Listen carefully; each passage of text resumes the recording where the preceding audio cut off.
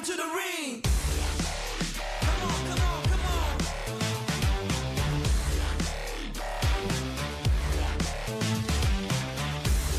Let's go.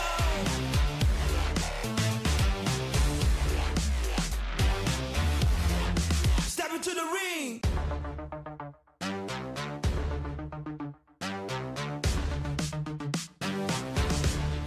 Step into the ring.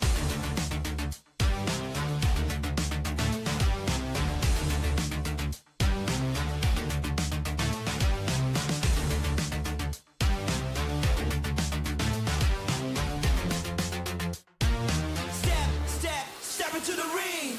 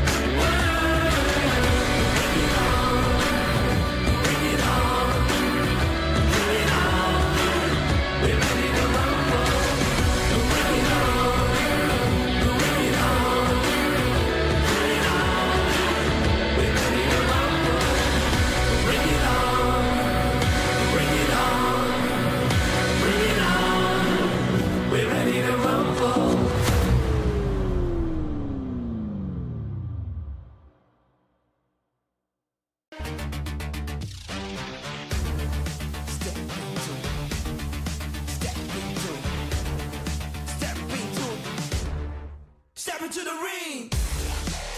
Come on, come on, come on.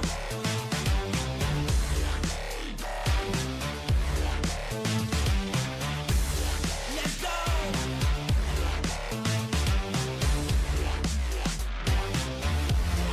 Step into the ring.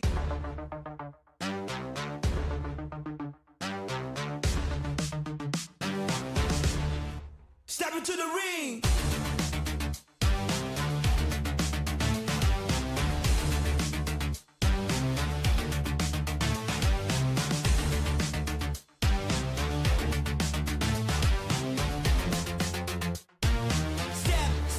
Step into the ring.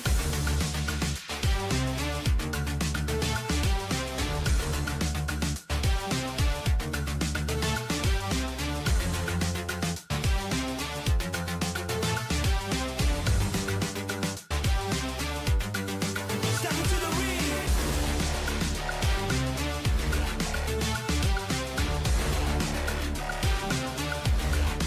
Go.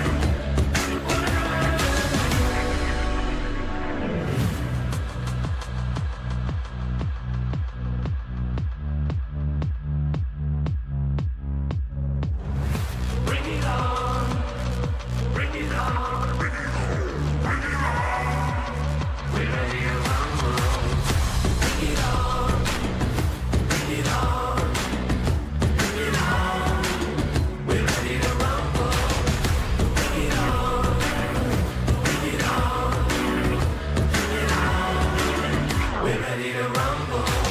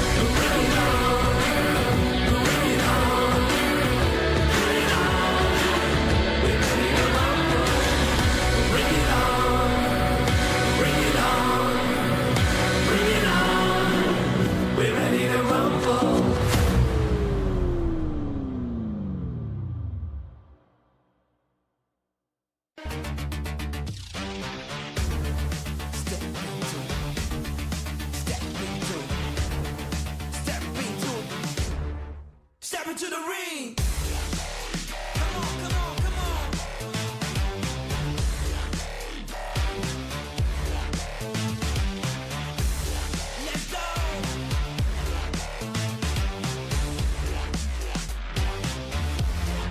Step into the ring.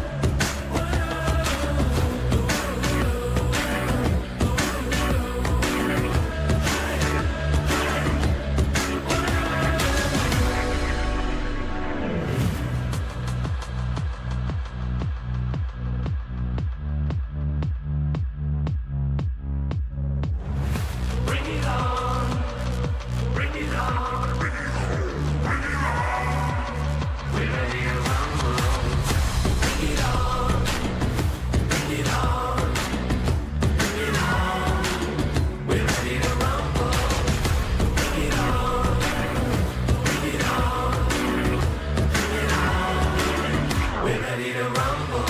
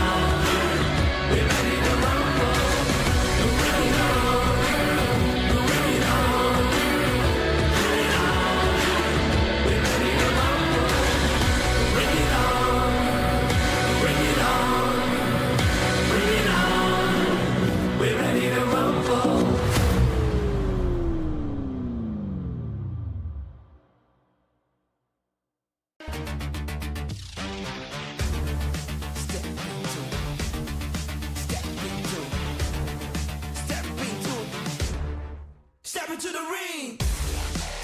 Come on, come on, come on.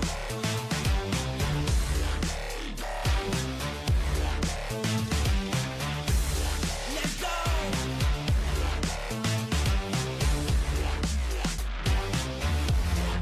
Step into the ring.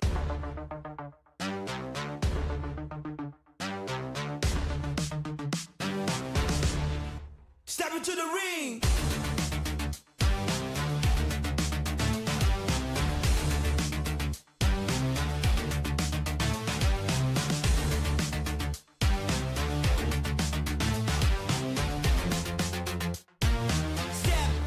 Step into the ring.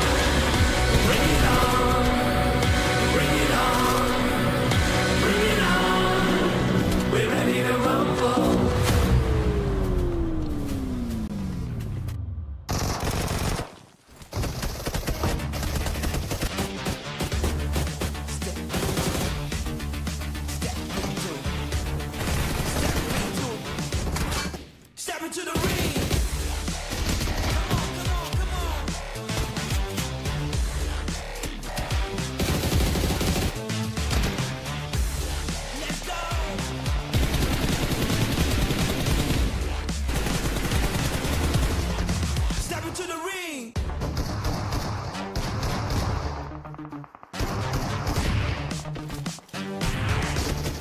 Step into the ring.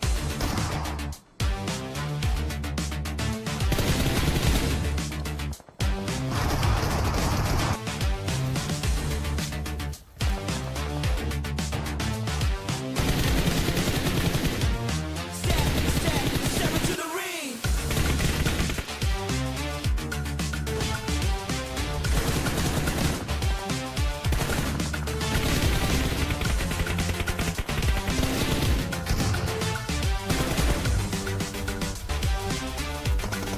Step into the ring.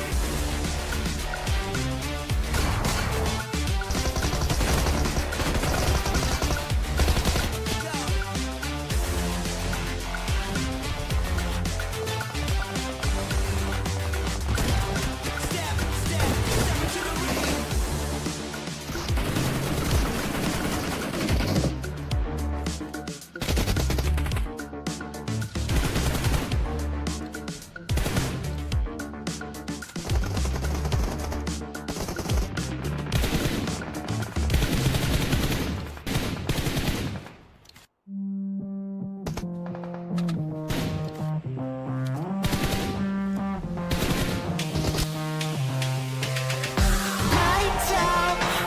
I got feelings, but I can't shout. I got reasons, but I'm all out. No rest for the weekend.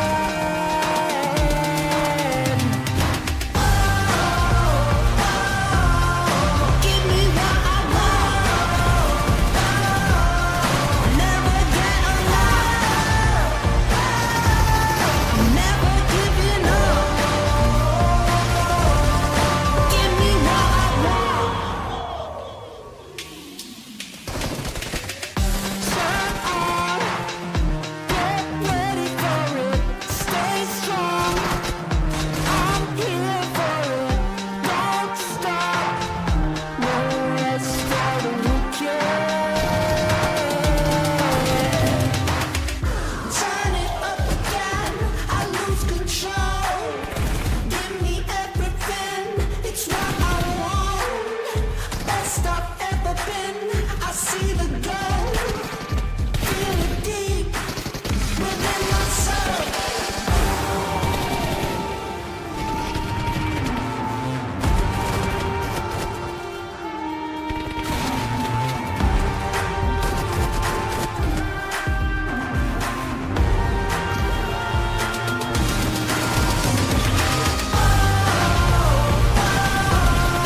Give me what I want.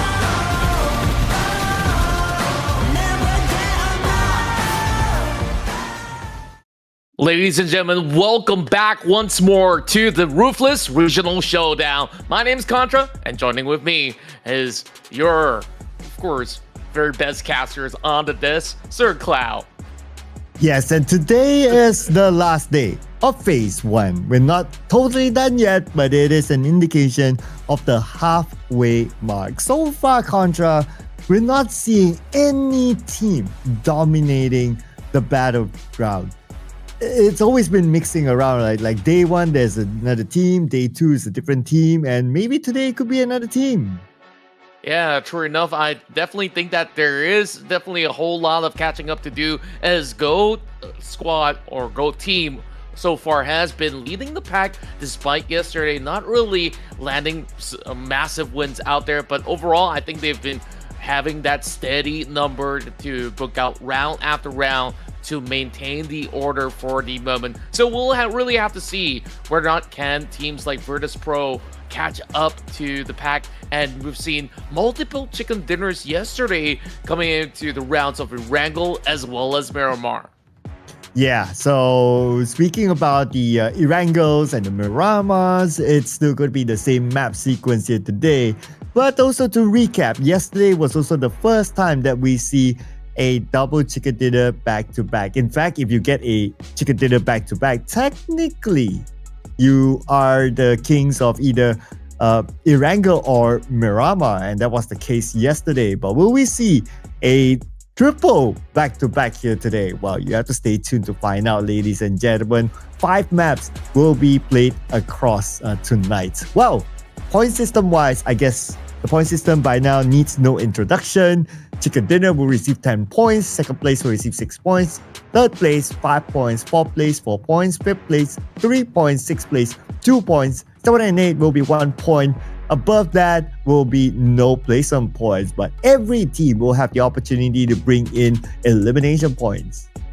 That's right, and I think like what makes things more interesting for the fact that right now we're running with 18 teams in total, so the vast majority that does not make it into the top 8 really has to fight for every drop of points possible. And of course, we're already moving into the final day of Phase 1, and we'll continue on with Phase 2 on the following week.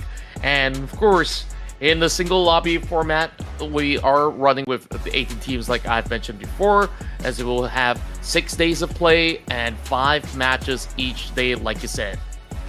Yep, and because we are breaking down into Phase 1 and Phase 2, today is the last day of Phase 1, and then we'll be taking a couple of days break before we continue on to Phase 2 that will be happening next week on the 10th of November. So make sure you mark your calendars correctly, ladies and gentlemen, so that you don't miss out on any of the action for the season. Now, these are the teams that will be playing. We have BOARS Gaming, Ruthless Minds, Kara Esports, GEN.G Esports, R8 Esports, GEEKAY Esports. We have Team Falcons, Alpha Gaming as well. And we also have GS Esports, UF Esports, Nuclear Zone, ETSH Esports, ARCred, Inner Circle, Virtus Pro, MADBULLS, GOAT Team, and also not to forget the latest inclusion, Rectum Karya Esports. Yeah, they've been really showing great performances despite having, you know, one day of not really getting all too much points back in day 1. And I believe that there are still plenty of opportunities for them to also play catch up to the rest of the pack. Meanwhile, BOARS, UF, Kara Esports as well as GEN.G, they have been able to maintain a certain form of pace, though definitely we want to see a whole lot more coming in from them. Whereas R8 Esports, we've seen many of all these big elimination numbers coming from them. We'll see whether if they could try once more, since we're starting things off in Rondo. Oh yeah, Rondo is of course that map that teams can maximize the potential of bringing in as many eliminations as possible because of the recall feature. I believe yesterday's Rondo, we had like a total of 90 eliminations across all the teams. So who knows what kind of number that we will see here today as well, especially if on the battleground, you have amazing names here like Dog, Top, Refus, Joel, Baron and East representing Alpha Gaming, and all these amazing teams as well. We did see a good show too from Virtus Pro in one of the rounds. Yeah, and they've been able to also get plenty of all these points with a fair share of balance of not only eliminations, but also plenty of all these placement points to also book out round after round. Whereas ARCred, you also do see plenty of all these top 4 finishes from them. But another team that has also impressed me from yesterday's run was MADBULLS, where they won back-to-back wins in the matches of ERANGEL. And of course, GOAT Team, they'll be looking to get themselves a couple more wins in order to solidify their position. But of course, in Rondo, it's always anyone's game. Oh yeah, Rondo, because of how the recall system is, it may affect the type of gameplay that the teams will bring onto the battleground. Well, it could be for a good cause because opportunity to bring in elimination points is definitely there. We'll see what kind of a strategy will the teams deploy, since this will be their third Rondo that they meet with each other. If it's like day 1, cool, you're trying to get to know each other. Day 2, you try to solidify whatever your findings from day 1. Now, day 3 is where the teams will truly put their best onto the battleground, especially for Team Falcons, who almost every round will take the fight against Twisted Minds, but the ratio of winning favors Twisted Minds. So I wonder whether Team Falcons will change their strategy starting from round number 1. Yeah, and I think that overall, Team Falcons definitely will make certain adjustments if they're not going to be moving away from these hot drops coming in from the rest of Twisted Minds. Then I do believe what they're going to do is to really fight back fire with fire, maybe look at all these finer details. Which compounds do they drop? Do they want to just have all 4 members drop in the same spot? I mean, this is a big 50-50 coming in from the members of Team Falcon, so we'll have to wait and see. We've got about 6 minutes before we kickstart our very first round, but overall, yesterday's run definitely doesn't cut it for Team Falcons, because out of 5 matches, they only got a total of 2 to 3 points. That is one of the lowest that we've seen so far, so hopefully there's going to be significant improvements coming from Falcons. Yeah, since Falcons is, of course, a very well-known name in the PUBG Mobile esports scene, and I'm sure a lot of teams will be expecting, a lot of fans will be expecting them to be able to perform, put in a good show, and at least give something for the fans to cheer on. So today might be the day that they might perform. So all you fans of Team Falcons out there who are currently watching, you gotta stay tuned to find out. But if you've been missing out on the stats from yesterday, the current MVP is Mr. Bad Boy from ARCred with 18 eliminations. So far, it's been super impressive of what he has to offer as we see him topping the charts in the form of damage numbers. And this is one of the very few reasons why ARCred is one of the most formidable teams out there in the field in the region of Europe as well as MENA. So other than that, I definitely saw that there's a lot of all these team fights where majority of these teams would rather play either close quarter combat or even for mid-range battle. So utility-wise, I think it may not be as crazy as those PEL teams or even, you know, the APAC region overall. But hey, definitely we want to see a lot more coming out of ARCred. Oh, or we might see a lot more coming out from all these other players who is also part of the road to MVP. We have Twix here from GOAT Team, who is the current #1 team at the very top. And we have Mr. Esso from GS Esports at #3. #4 is Doc from Alpha Gaming. And representing BOARS Gaming is Snowix at #5. Now, all these other players in the road to MVP, they represent different teams. It just tells me that how competitive this lobby is, because you don't have that one single team that's just dominating all the map. Yeah, I absolutely agree. If you take a look at these numbers in the form of average damage, even Snowix have been able to even best household names such as Doc from APG. I mean, overall, what really matters most is the eliminations, and Doc has proven that he is one of the sharpest shooters out there, being the current top overall fragger of the past 2 days. Of course, it's closely followed by Esso with 19, and we got a 3-way tie for 18 eliminations, where of course we got the overall MVP Bad Boy with the most damage output that we've mentioned early on. And also, out of the many names of the list that we saw earlier from the fragging power, is also Ados that's been able to also secure himself 18 limbs with 3,000 over damage to book out. I wonder how many of that 18 eliminations is players from Falcons. Just saying, right?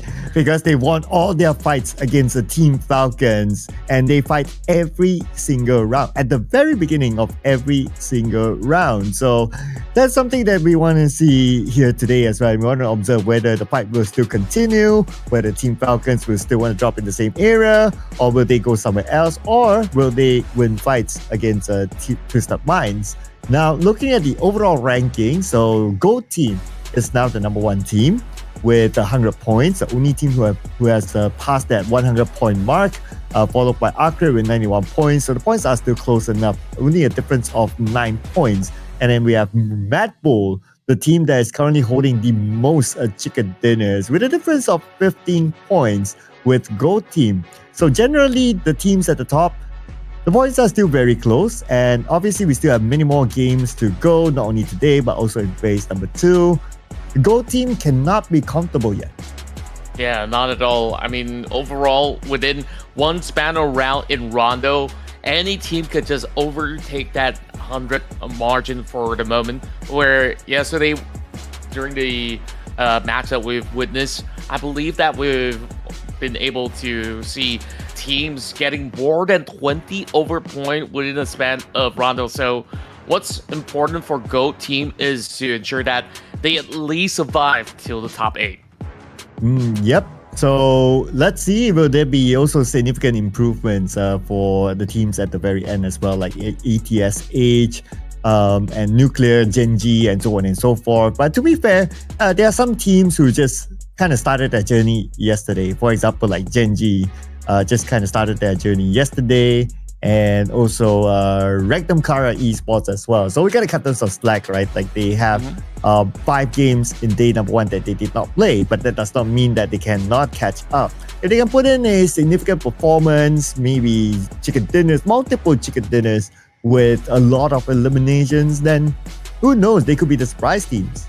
Yeah, it might just be the case. So we'll really have to figure out which team can really garner big momentum swings. Starting off with our first match here in Rondo. As we take a glimpse at the timer, it is less than a minute before we dive right in.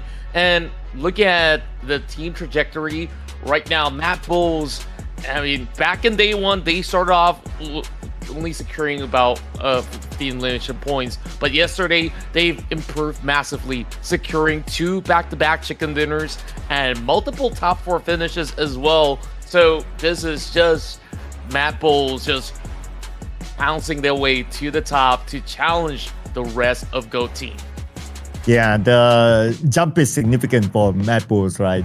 Whereas for Inner Circle, unfortunately, they went the other way around. They had a good start in day number 1, starting with number 2 with 33 eliminations. But if we were to look at their current stage, which is as of the end of yesterday, they're at number 14. So that's a big drop here for Inner Circle. Not too sure what's happening though. Obviously, Inner Circle, they're a big team. They have a lot of supporters in the comment section, which is you guys out there who is currently putting in your support for Inner Circle. And I'm sure the fans will hope that they'll be able to make a bounce back today. Yeah, for those who might not know who are in the circle, they were former members of 4 Tribes. And of course, Team Falcons, this is what I was mentioning beforehand. I mean, day 1, they look pretty dominant and of course have a decent run overall. But day 2, they were absolutely halted by the rest of Twisted Minds as they were unable to even really have a good run going, because it's either they fall out flat on 16 or they don't even make the cut into the top 10. Yep, and here are the maps that will determine whether these teams will make a bounce back or not. The 5 maps that will be played here today, the format is still going to be the same. Starting off with Rondo, followed by 2 ERANGELs, and we will end the night with 2 MIRAMARs, or even end the morning. I mean, depending on where you're watching this. If you're watching this from where we are, well, we will end in the very, very early morning. Our top Rondo performers, we have Twisted Minds, ARCred, GOAT Team, and Virtus Pro, with most of the stats favoring, obviously, Twisted Minds, and that's why they are at number 1. Yeah, and overall, I think that there's definitely a lot of all these great opportunities out there. And right now, Rondo is one of the hardest maps to predict, so maybe you should go first. No, I mean, if I want to pick one and want to go a bit safe, I'll probably go for stats. So let's bring on Twisted Minds. Let's go. Okay, Twisted Minds, definitely a very safe choice out there. I'm thinking that MADBULLS is a team that can handle not only pressure, but also play very aggressively as well. So I'm thinking perhaps this might just be an opportunity for MADBULLS to once again continue on with the streak. I see that you got a little mini Twisted Minds. Let's go, Twisted Minds. I got a flag somewhere. I don't know where I put it, but maybe I'll dig out a little bit later on. Oh, yeah. Yep, bring it out. I know where you got it from. Yep. You mean this? It's the same one. Yep. This guy's got everything stashed up out of the back. So, Yes. you know, why not whip out the jersey as well while you're at it? It's in the other room, okay? If I have enough time, I'll run over, but I doubt so. Yeah, if you guys want to be featured, make sure you send, you know, Sir Clout or maybe even me some merch. And then we could just, you know, flash all your merch out there. And yeah, we'll absolutely appreciate it. So that being said, you guys could also vote for your favorite team out there to see whether if they would be the ones scoring the first ever chicken dinner here on Day 3's action. And of course, when push comes to shove, it's only the best that will be prevailing in this matchup of Rondo. So we got less than a minute. Sir Clout, are you excited for the round? I am waving my Twisted Mind flag for round number 1. Absolutely excited. Let's bring in my prediction. I'm in a drought right now. Well, technically all of us. We have not scored a single prediction right yet. So hopefully these teams will be able to help us out. Let's jump into Rondo.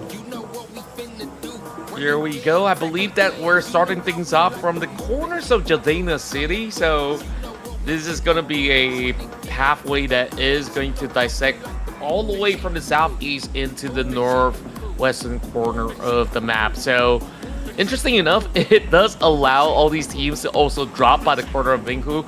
I'm mentioning this area because I'm looking at 3 to 4 revival points that they can go for. So I'm not going to be too surprised if these teams want to aim to loop around the outskirts instead. Well, that's potential, but the pattern that I've seen is New York's factory being one of the hotspots. Hongshan as well for some reason. Maybe it's because of the flight path previously, but this time Hongshan is slightly far away. New York's factory is just right on top of the flight path, so we'll probably see a fight there. But in Jadena City, we're already starting up our fight here involving GEEKAY and another team. Wow, starting things off so explosively as we're already seeing some of the players going back to back. Well, I would say neck to neck when it comes down to skirmishes. Meanwhile, we see Team Falcons this time striking first, knocking down one member inside of Inner Circle, and it seems like Inner Circle has been able to bounce back, scoring themselves the first blood. Meanwhile, the zone is not favoring the majority for the moment as it will swerve towards the western corner of the map. And here's Nerzat together with his teammate. They seem to be pretty low on ammunition. Already in the fight with Kara elsewhere. So that's another fight that we might zoom in on later. And now we're going to focus on the Kevin getting a knockdown. But that's of K.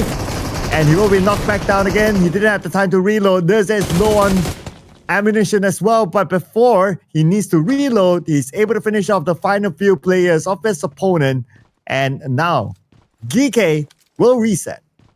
Yeah, and it was just some swift advancement as they do have Ragnarok going on that M249. And they're going to be keeping watch on the recon tower. Meanwhile, Redux holding firm, keeping watch over onto IQ as the rest of Inner Circle are not going to give way as they are booking some of the spots of the recall tower for the moment. Whereas over the side of the board, there is also some exchanges as we are also seeing MADBULLS taking down members inside of ARCred. And we have like, what, 4 teams here at New York's factory? Let's go. Somehow New York's factory is always a attraction for the teams at the very beginning. Now, Team Falcons is also part of this fight, interestingly. Not up against Twisted Mind, so let's see if it will bring them any difference this time. But MADBULL got involved. Taking out Falak. Falak is out, but he could be still brought back. Yeah, and in this kind of situation, it definitely begs the question, how long will it actually draw out? Whereas, looking on the other corner, Redux managing to pin Spider-Man down.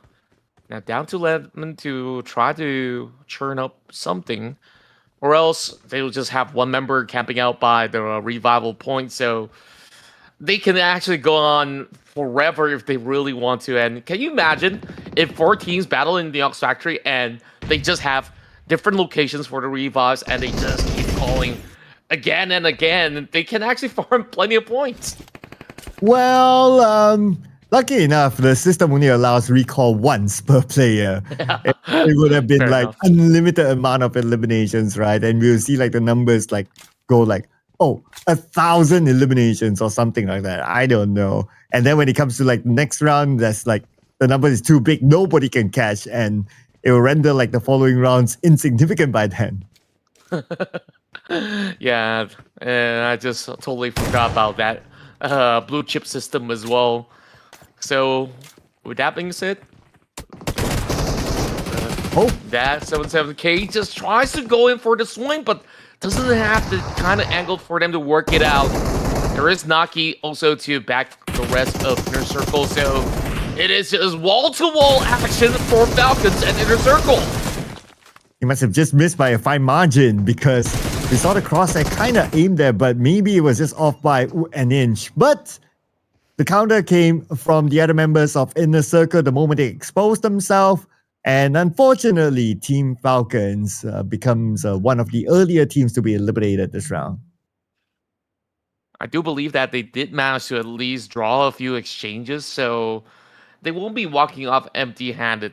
But for the most part, we take a look at the mini-map right now, and Twisted Minds, they wasted no time.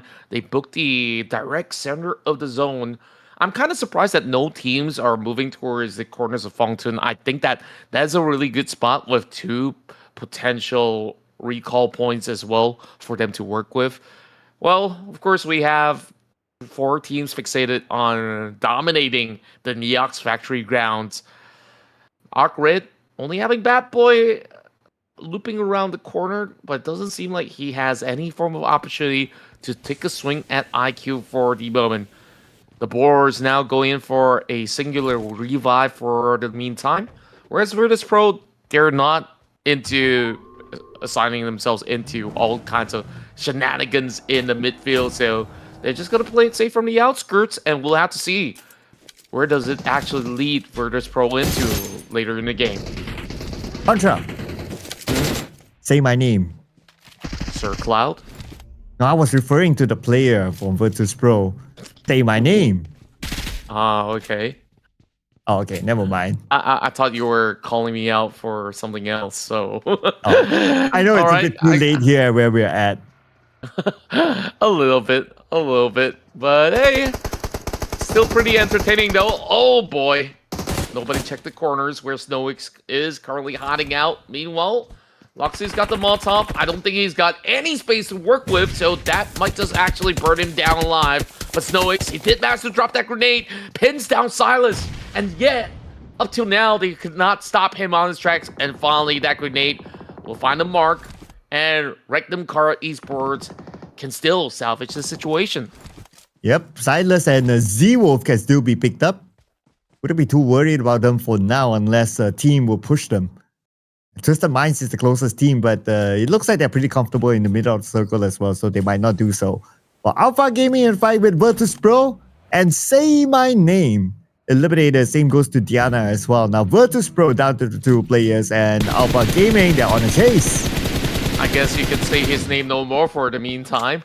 Meanwhile, beautiful spray, and I believe that was also stolen away by Lord, as Twisted Minds have gotten themselves into a really great holding space for the meantime.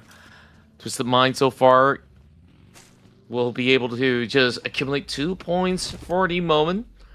And I believe there's more teams to be bypassing the area so they could farm for a whole lot more. And take a look at this. Eidos is all the way up in the unplayable, so he's going to be absolutely unchecked for the meantime. But for veteran players, such as the ones here in the lobby, a lot of all these teams are going to at least try to secure that kind of spot, so they will definitely give a little bit of a check later on. But we're going to be seeing a brand new update, whereas, take a look at the outskirts. We are having some of the members of MADBULLS still wandering around all the way far north. And yeah, a lot of teams, well, a handful of teams still spending time in the blue as well. Inner Circle, one of them. a GEKAY as well, and also a Virtus Pro. But on screen, we have Alpha Gaming stopping teams from coming by. Spraying from the top of this hill. But not able to get a clear target just yet. But right now, they're moving in together. Probably they are interested to take a fight, maybe against a Twisted Mind. But we'll check back on that later, because right now it's going to be R8's turn against ARCred. ARCred Esports so far having an opportunity to overtake GOAT. And it seems like GOAT team so far has only accumulated 1 point. Kuza will be trampled over by Heartboy. So that's a little bit of missed opportunity for the likes of R8, but they got their hands busy though. A couple of members of ARCred now holding them by this corner. And take a look at all these cheeky angles that they're playing. They're looking for all these white wrap as ARCred. They got spotted out and they're forced to regroup once more. Long range attempt there. Not able to truly connect. Off of GEN.G. Satan, and again, right now the two players that will be playing together, the other two teammates are just too far away and now being held hostage by Rectum Karya Esports. Now, Rectum Karya Esports, they will move in and they will secure another elimination point, taking out Dami. While Rectum Karya Esports, they will need to recover themselves as well. Wild and Z-Wolf should be back up again. So far, so good for majority of these teams. Only one team have crashed out of the equation for the moment, and the Muri so far having a perfect bird's eye view to be able to find that knockdown. Not much that ARCred could potentially do for the moment to salvage the situation, but they will still try regardless of this current circumstance. Big nades now thrown out for side of Rectum Karya as they are looking to hold out the rest of GEN.G. And here comes Loxy. GEN.G behind this boulder. And Loxy very, very close right now with the SLK. He does have a little bit of an advantage with the high ground, but then again, he's not able to connect his shots. The backup is coming in. Oh, what? Then again, the backup is down. This could be a big clutch here. Loxy now on the lower ground, but Loxy finally gets him. That was a real close on Contra. It was almost a clutch. Yeah, Satan, he's been holding him for such a long time. That was almost 10 seconds that he's dancing around that emergency cover. My, if you give him a little bit more space, or if he had any form of backup from the rest of GEN.G, they would be able to close up against Rectum Karya, but he got overwhelmed in that form of circumstance. And now we get another update. It is closing into the areas of FALCONS once more. And my, GEN.G, they lost out on one, but perhaps there's some opportunities that they could still go in for a revive. But I don't see any form of checkpoints around that can allow them to do so. Yeah, so we'll check on them later. Because right now it's going to be Kara in the fights against Nuclear. And Kara, you do have Poser here on this rooftop. Poser, needed his own teammate. I noticed that something happened there with Nuclear, but now Poser tries to move forward. Now at the same time cooking up the snake. But while being monitored by Vic from GOAT team. GOAT team, we'll have to see whether they will pounce on this opportunity. Nuclear now going for a little bit of reset before they push through. Only 2 members from inside of Kara though. I really do wonder where is the rest of them. There we go. We have a member joining in. That's CEO coming in from the back. And it doesn't seem like they're interested on leaving this big compound. Whereas the rest of Nuclears, they're just boxed right in. If they can win this out, it will definitely set the tone right for side of Nuclears. But Fajita, the moment he stepped foot right throughout those corridors, he's been pinned out already. So, GOAT still waiting by the wings. Doesn't seem like they're interested to close in just yet. And Nuclear Zone still sharing the same compound though. But the longer they wait, the more teams will be coming by. That includes R8 now around the corner. While APG, in fact, with GEN.G, just took out a player. Artful took out Zio. And now we have them on screen with Ruthless and Dog, the 2 active players for Alpha Gaming. A beautiful spray by Ruthless. He will not allow his opponent to get away, and that was Artful eliminated, but here comes in the circle. Oh, wow. They did not expect Inner Circle to move so quickly, and it was having a field day out, pinning down those initial players.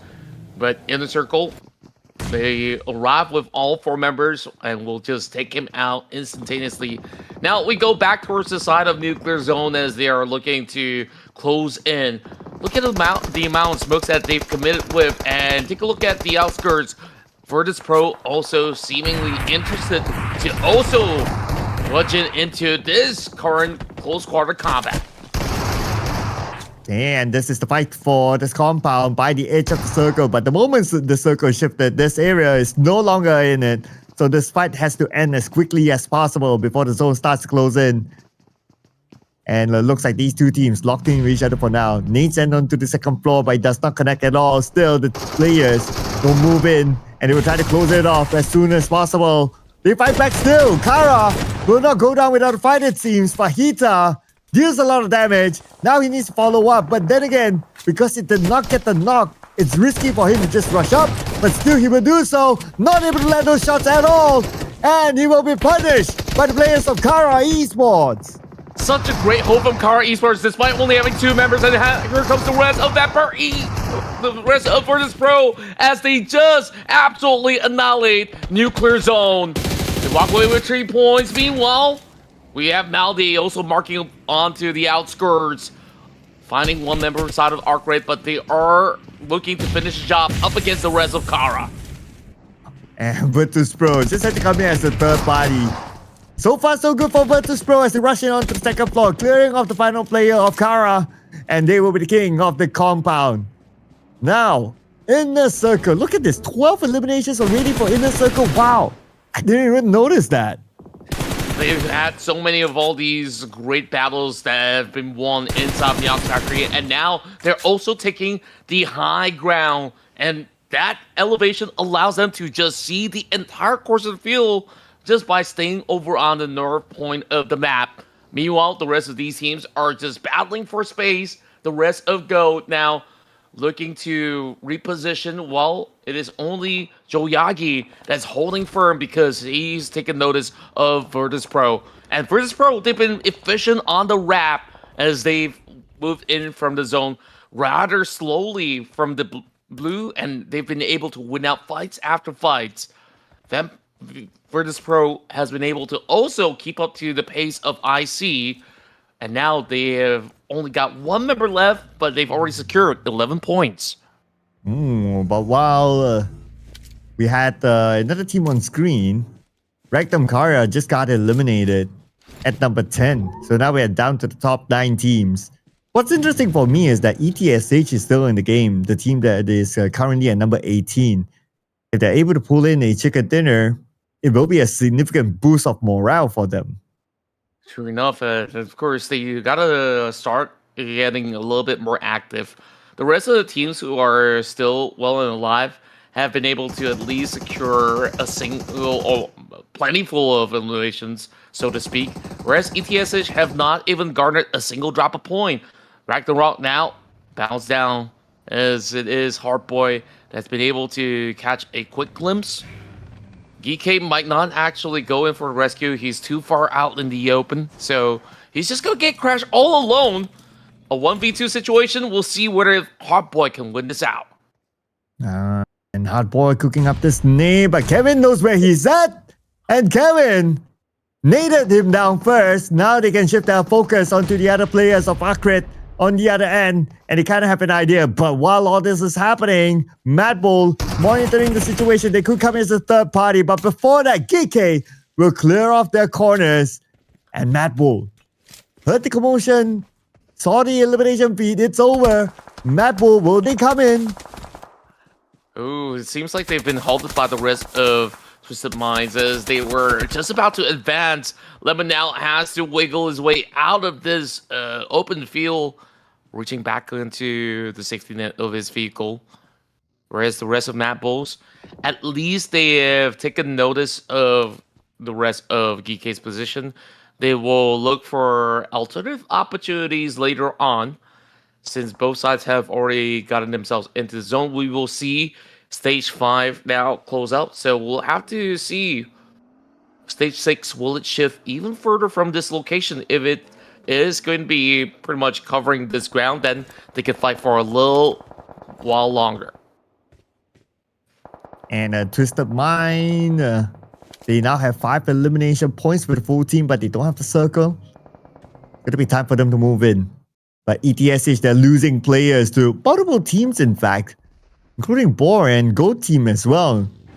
On ETSH right now, they probably only have 1 player left, as the GOAT team Vic will move in right now to follow up on to the other member of ETSH. And here comes the SFT gameplay by Vic, and that's ETSH eliminated at number 8. So far, it's been so smooth for GOAT team, being uncontested. As I say that, the top fragger, Twix88, right now has been pinned down. Joyaki has also been doing such a great job so far, securing 3 points. But now, it is looking rather tough. I mean, they're not the only ones right now receiving the brunt of the damages. I've seen plenty of all these teams who are just loitering around the outskirts. And it seems like the rest of Inner Circle will also have to leave the high ground terrain. So where exactly will they go? We'll have to wait and see, because there's not plenty of all these locations in the center that allows these teams to be able to play safely.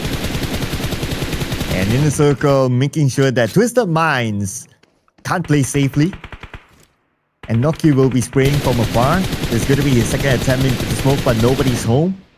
Or Falak is going to take the frontal approach with a nade. And here comes the nade by Falak, the man with golden hands. Nade will not connect, but he continues to put pressure on the Twisted Mind. Now Falak takes damage and will be gunned down by EXO from BOARS somewhere. Yeah, I don't even see the BOARS in the map as they go on the dominating spree. They did call in some emergency cover, but the rest of Twisted Minds, they've got some of all these niches to work with, but those nades are falling really close. T24 making matters worse for the rest of Twisted Minds, and it doesn't seem like they do have any provision because they pop all this defensive smoke just to hold on for the time being. Whereas the rest of BOARS, we finally get a glimpse, they are shooting them from the other corner of the map. Yeah, from the other corner, they're butting in. Okay, they kind of gave Twisted Minds a bit of a hand. But now Twisted Minds, they need to recover 1 nade to bring 1 player down again. And out now is Ado. Twisted Minds playing as a trio against Inner Circle. Another nade this time. Wow, all these nades by Inner Circle all connecting. Yeah, they just knew that there is just barely enough space around those kind of trenches. And right now, the rest of Inner Circle just swarming around them. Waiting for the right moment to strike. Here comes another one, and they did manage to trample another member inside of Twisted Minds. It's only down to Freak as he hides by the very far corner. Doesn't seem like there's much left to do for Twisted Minds. Oh, MADBULLS now joining in on the party as well, and Twisted Mind in between 2 different teams. It's only Freak now, but Freak will not last that long. How many nades did Inner Circle carry? There were so many nades, and majority of them used to take out Twisted Minds.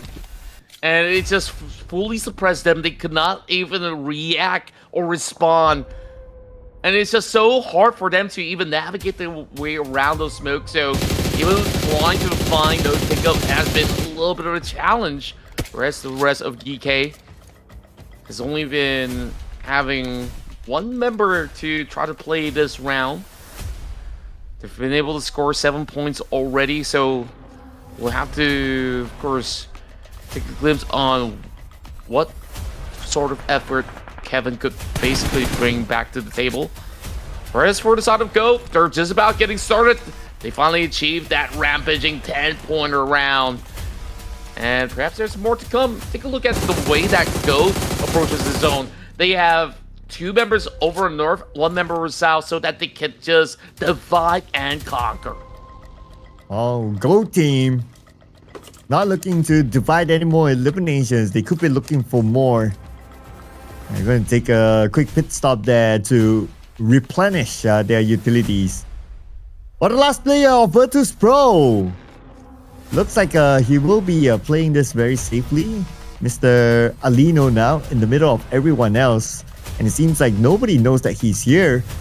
And thanks to the extra protection, well, I guess a lot more time will be bought now. Yeah, Lino so far has gotten the most amount of individual eliminations so far. 7 points to his name. And right now, he just really has to play for position. Making it into the top 4 is just about as good as it can get for the side of Virtus Pro. Perhaps there's still a little bit of leeway that he can potentially squeeze into the top 2. Have to, of course, keep an eye out for the rest of the squad with bigger units to play this one out. Speaking of which, the rest of MADBULLS, they're the ones dominating over on the far west, and that grenade comes super close towards the side of Kevin. Okay, a bit of an overshot, but still gave Kevin 50% damage. Kevin needs to heal up, but at least Kevin, he will have the center of the circle right now, but that also means that he will be the center of attention. Alino now in trouble, and Alino somehow denied away himself. Oh, that was actually a really smart play because they have to chase up against GOAT team, or else that one-pointer might make things a little bit more difficult for the rest of the party. Meanwhile, Kevin still managed to suppress the outgoing push coming in from the side of Big. And that's one member down for the side of GOAT for the moment. MADBULLS now happy about the situation as they can now go toe-to-toe with the rest of them. Final member of GEEKAY is already down and out, so it is an even fight between MADBULLS and GOAT team. Ooh, GOAT team, 3 active players left against MADBULLS. Both teams very close to each other in the overall chart, so they definitely want to take this chicken dinner home. 12 eliminations now for GOAT team. Whereas for their opponents, MADBULLS being pushed to a corner. And it looks like we talk about like circle control. I would say that probably GOAT team, they have a better circle control. And now with the fact that they picked up one of their fallen players, wow, back as a full team, 4v3 now. Yeah, they've been so evenly spread out with that 2-2 formation that they played early on. MADBULLS opting to try to do the same, but now with the revives being set in, things are going to be a little tougher for MADBULLS to execute because they will have to find those isolated targets. And at the very same time, they don't want to give too much info back towards the side of GOAT team. And we are only at stage 7. We still at stage number 8. Oh, but hang on a second. Lemon gun down. Will they start to move in right now? Okay, we can see that the GOAT team, they're making their move. They're trying to close in onto MADBULLS. Vic sending nades across. The counter nade comes in by MADBULLS. And looks like GOAT. Twix takes a bit of damage. Lemon will be eliminated. And now confirmed, 1 more to go. Now it's going to be the final push here by GOAT team. All they need to do is to take out the final player. And they will lock in the chicken dinner and extend their lead at the top. Incredible work coming out of GOAT team to secure themselves another win in the bag. And they will be undisputed right now, holding firm to be the #1 seed. My goodness, how many points did they manage to score? We really got to check the scoreboards once again, but my, GOAT team might actually be the greatest of all time. Wow. The greatest of all time team. I like that. I like that. I like that. How many eliminations is there? Okay. Let's see. I'm doing the quick math here. 15 eliminations in total for GOAT team. The greatest of all time team. And with the chicken dinner, that's 25 points collected by them. And before we even started this round, they were at #1 with 100 points. Now they would have a total of 125 points. Surely, without a doubt, they would have extended their lead at the top. Fair enough, and I think that the rest of these squads, if they did not manage to make it to the top 4 with those double-digit eliminations, they must be sweating buckets because it is now so much harder to catch up against GOAT team. And you gotta say, Joe Yagi have absolutely impressed in this round. Yep, absolutely right. Again, Joyagi, he was the MVP at some point after day number 1 especially.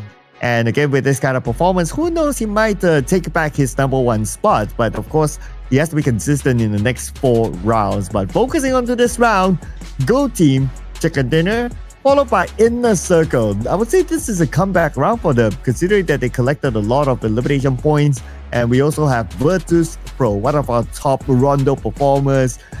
Not disappointing this round, still able to bring in a good haul. And MADBULLS, who almost scored their 4th chicken dinner at the very end. Yeah, and you could definitely see a stark difference of the play style for some of the teams hailing from South Asia as well. A team like IC, they love using all these utils to flush out teams, and Virtus Pro, or should I say a different squad, I believe it was Twisted Minds, that just got bombarded till no end. So I would say that if there's anything to take note from the side of the European teams, they are all about precise plays as well as positioning through the map, and that has absolutely benefited these two teams, GOAT as well as MADBULLS. Yep, with Go Team 12 knockouts. Okay, these are knockouts, by the way, not eliminations. Eliminations will be a different number that we will see later on. But IQ this time comes up as the MVP of this match with 7 eliminations and a whooping 1,209 damage with 20 utilities used. That's definitely on the higher side. I mean, we saw Inner Circle raining down those nades earlier on. At some point I wondered like how many nades did they have? Like, was it an unlimited stash that they found? But that contributed to the 20 utility number that IQ used. Yeah, and take a look at that. There's also T24 joining in the list as well as the top performers. And this really shows you why Inner Circle has been able to really gain so much of these points through eliminations alone. Alino so far have also been able to match up to IQ's performance, though damage-wise, it is still IQ that has been able to best the rest of the field. Kraken on number 3 with 6 points accrued, whereas in total, that's 25 for Go Team.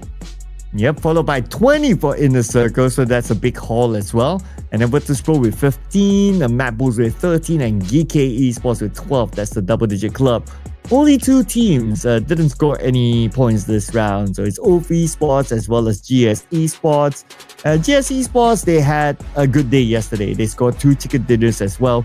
But this is not the start that they would have wanted. But still, we have more games to come throughout today and throughout phase 2 as well. So fret not, fans of GS Esports. There's still a lot of opportunity to make comebacks. Now, match stats, 101 total eliminations. This is higher than yesterday. Yeah, and you can definitely see that there is just teams now regaining confidence in order to really put the best showing possible. And I'm really surprised that there's only 1 airdrop being looted despite the map being so huge, so vast, and there's like what, 18 teams. So whoever got it, well, hopefully I've been able to put it to good use though. Now it's a staggering 125 points as GOAT Team is still holding strong. Meanwhile, MADBULLS, they will now knock ARCred over onto the 3rd spot and claim the 2nd seed for themselves. And interesting enough, even though after the first Rondo match, no other team scored more than 100 points in total. So MADBULLS, they are still like 2 points behind that 100 point mark, but 2 points, I'm sure they can do it in the next round.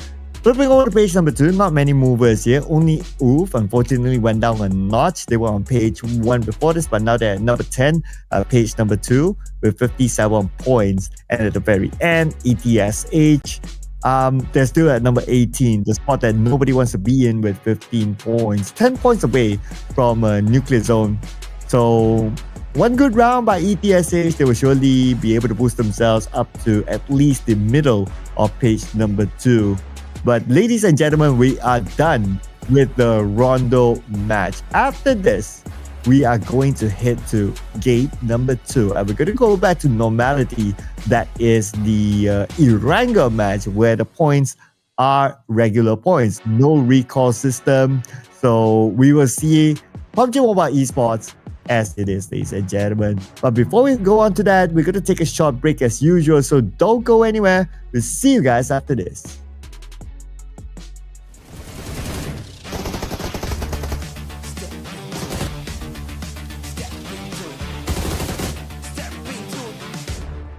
Step into the ring.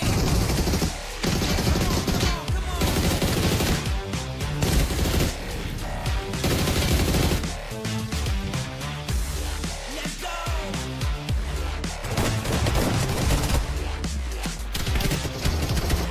Step into the ring.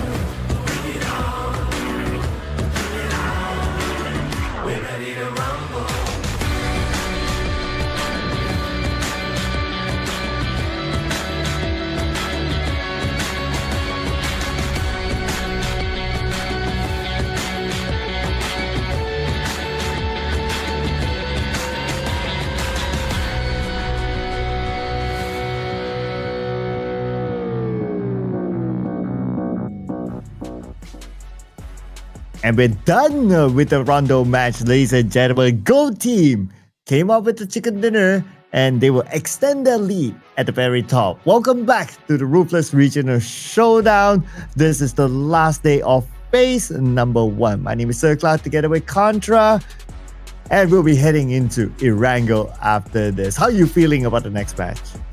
I'm feeling pretty stoked about it. I mean, my prediction almost came true.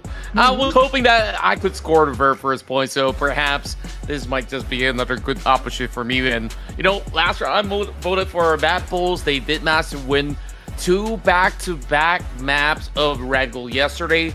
I'm not quite sure whether if they could once again pull the same feat, but I'm pretty sure that there are some really tough challengers on board to, of course, rewrite that story.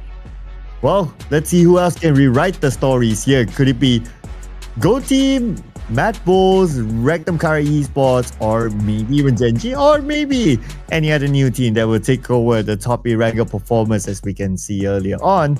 So, in our traditional style of Ruthless Hype Esports tournament series, we have to do our predictions. So, your turn.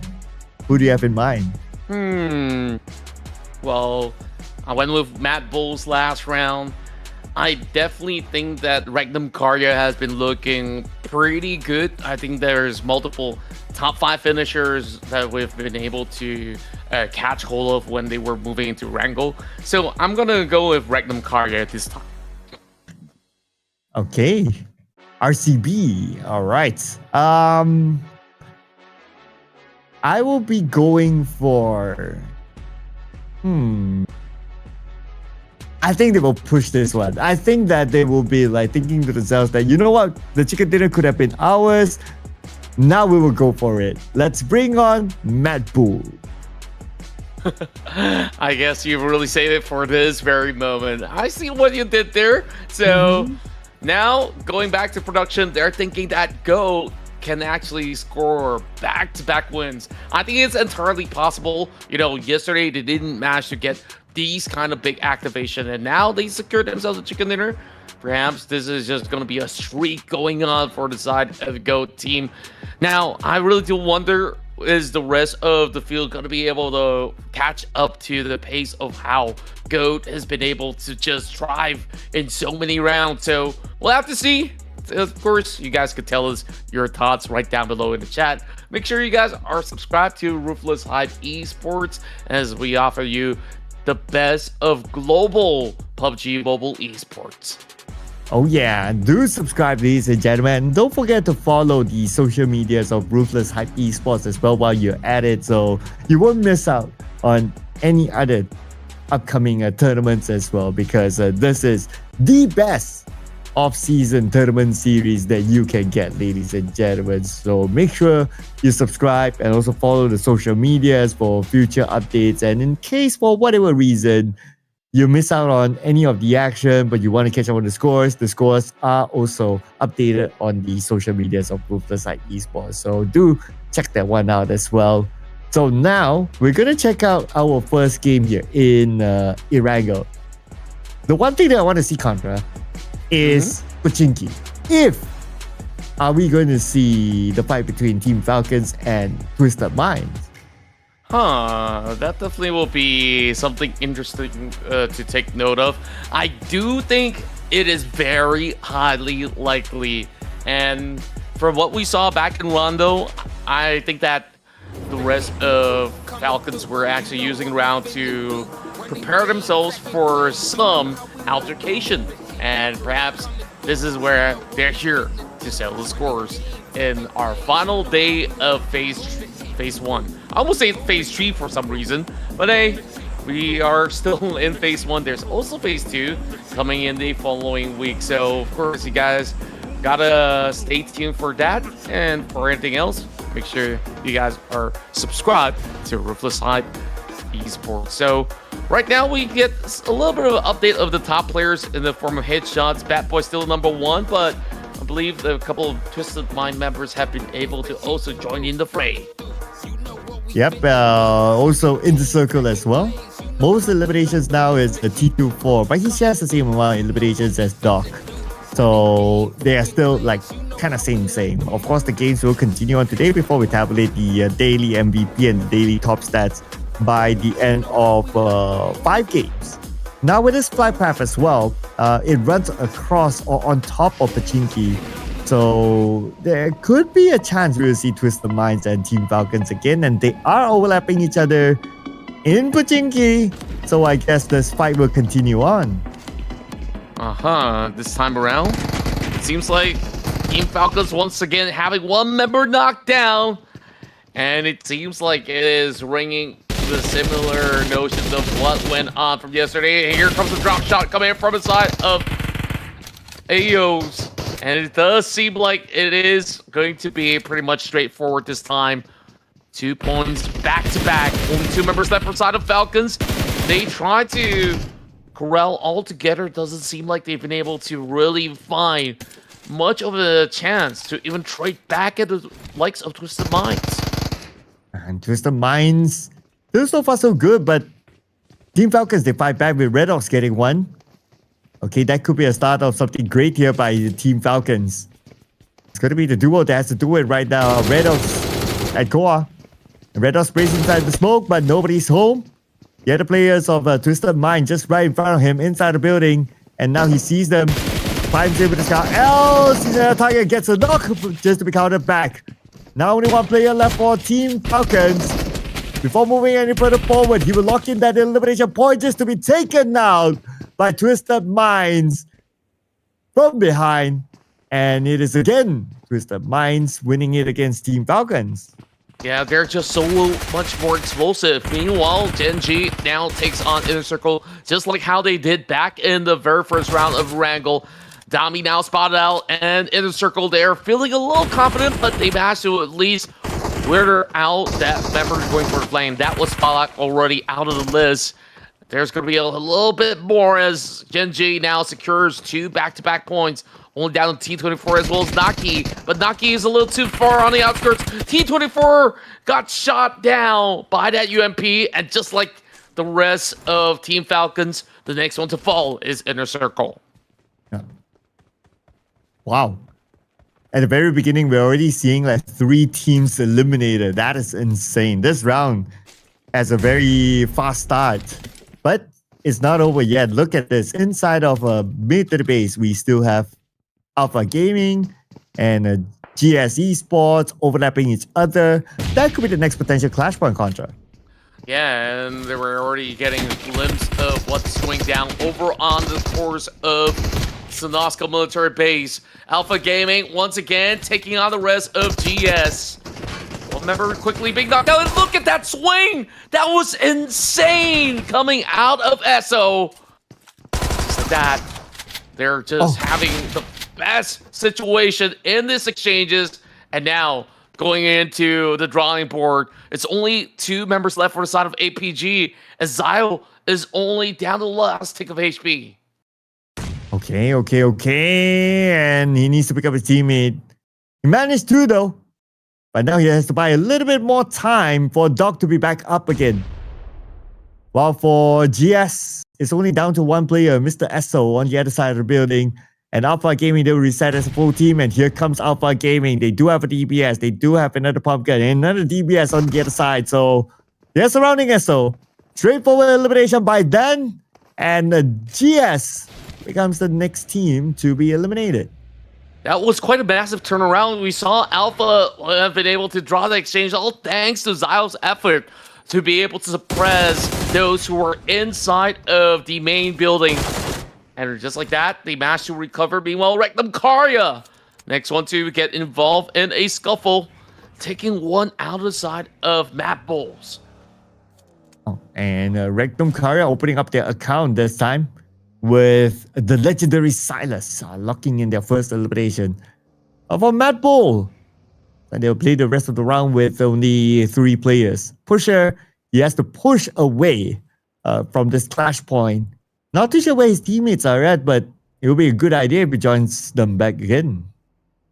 Yeah, probably so.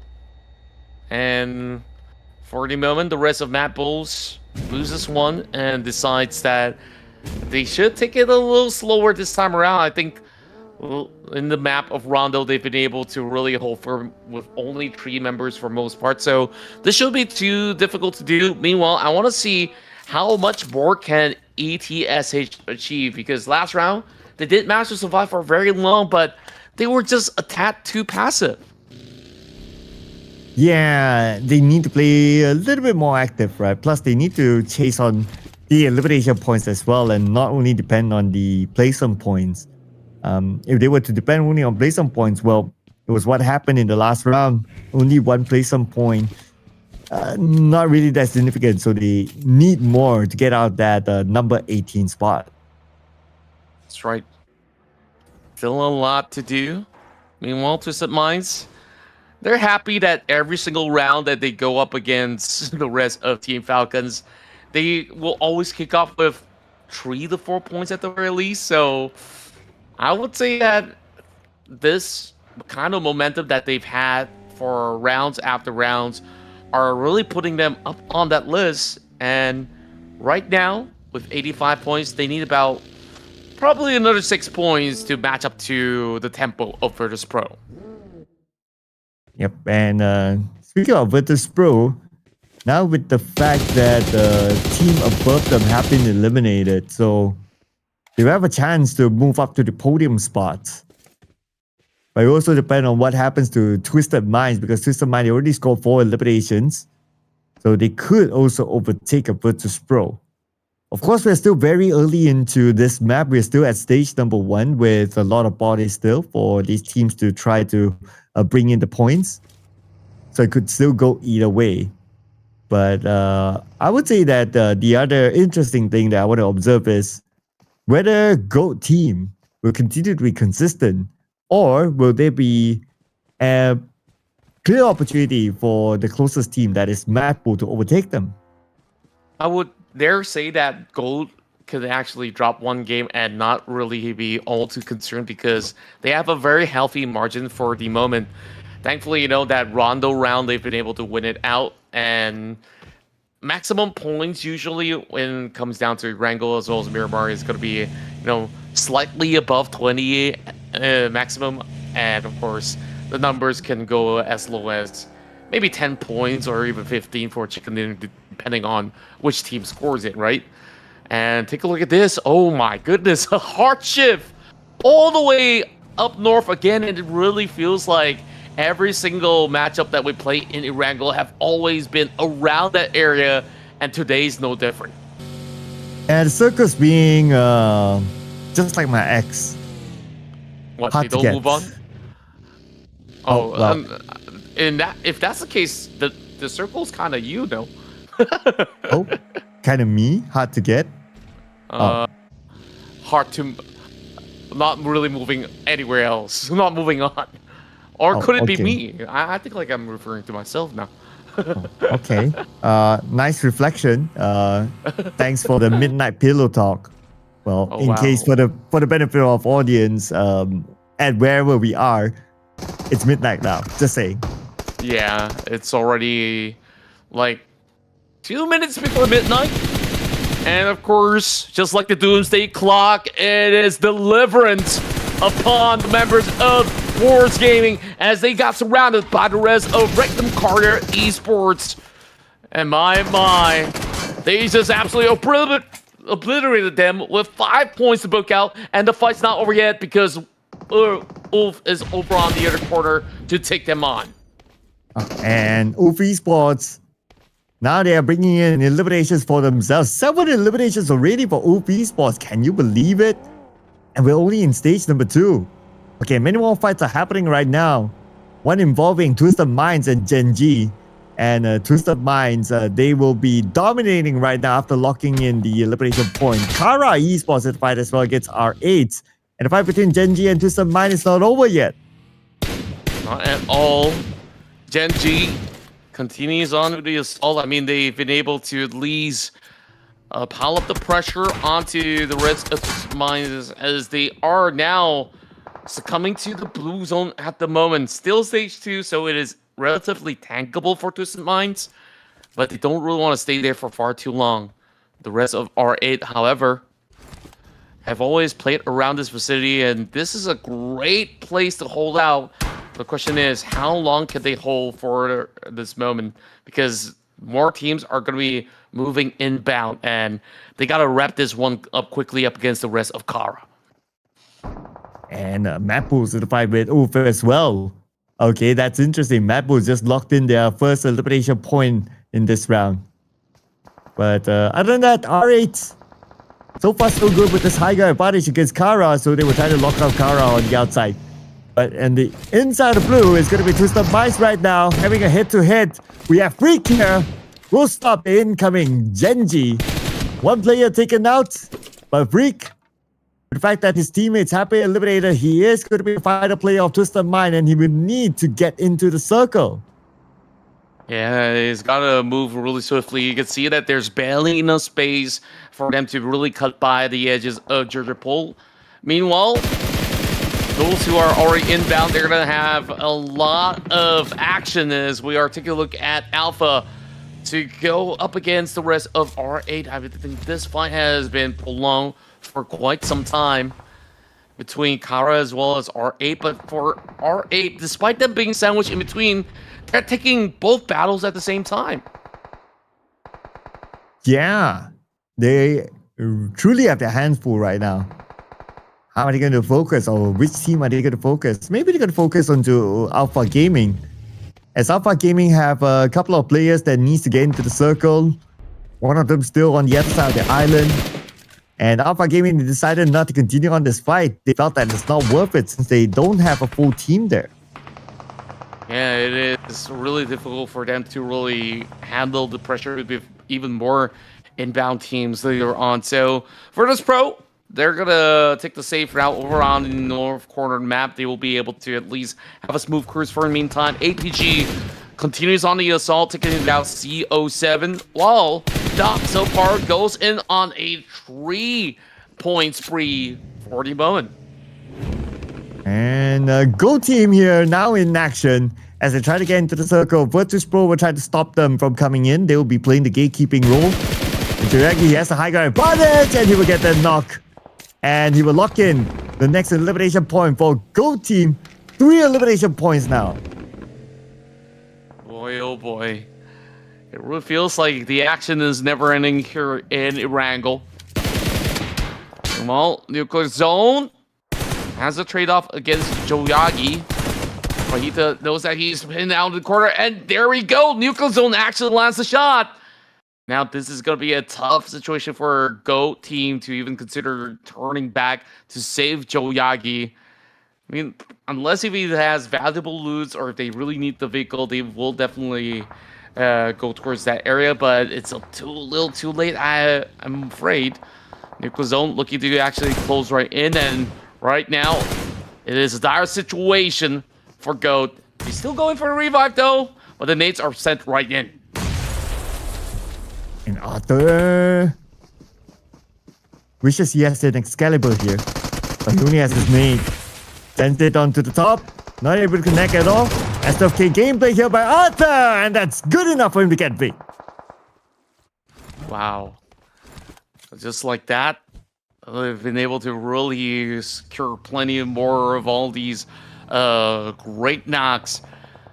Nuclear Zone definitely are onto something, as Go Team right now is being pinched on every single corner they turn. And Nuclear Zone, they might just be able to really reap the most of all these current circumstance. Whereas, take a look at the heart shift once more. It is going to be REG driving directly into the center, while GEEKAY is the one gatekeeping the rest of the pack from moving in. And GEEKAY by the edge of the circle. That's an interesting spot for GEEKAY. It's only GEEKAY right now that we might see later. It's going to be Go Team. Go Team eliminated with a shot from the back by none other than Baby from ETSH. ETSH this time playing an active role, bringing 2 elimination points to the team. And this is their opportunity to try to overtake Team Falcons, at least, if they can score big this round. Yeah, Team Falcons so far having a little bit of a tough ordeal. Well, of course, they've been taken out Whereas the rest of Alpha Gaming, they've already stacked all these 7 points, only down to Doc. And for most part, they've been taking on this active approach up against the rest of R8, and does find the angles. Can he actually land the final blow up against Prestige? Doesn't seem like he's been able to land it though. The rest of the pack now being alerted, and this is not going to be an easy task for him to get out safely. Oh, Nasir from ETSH gunned down, but not eliminated yet.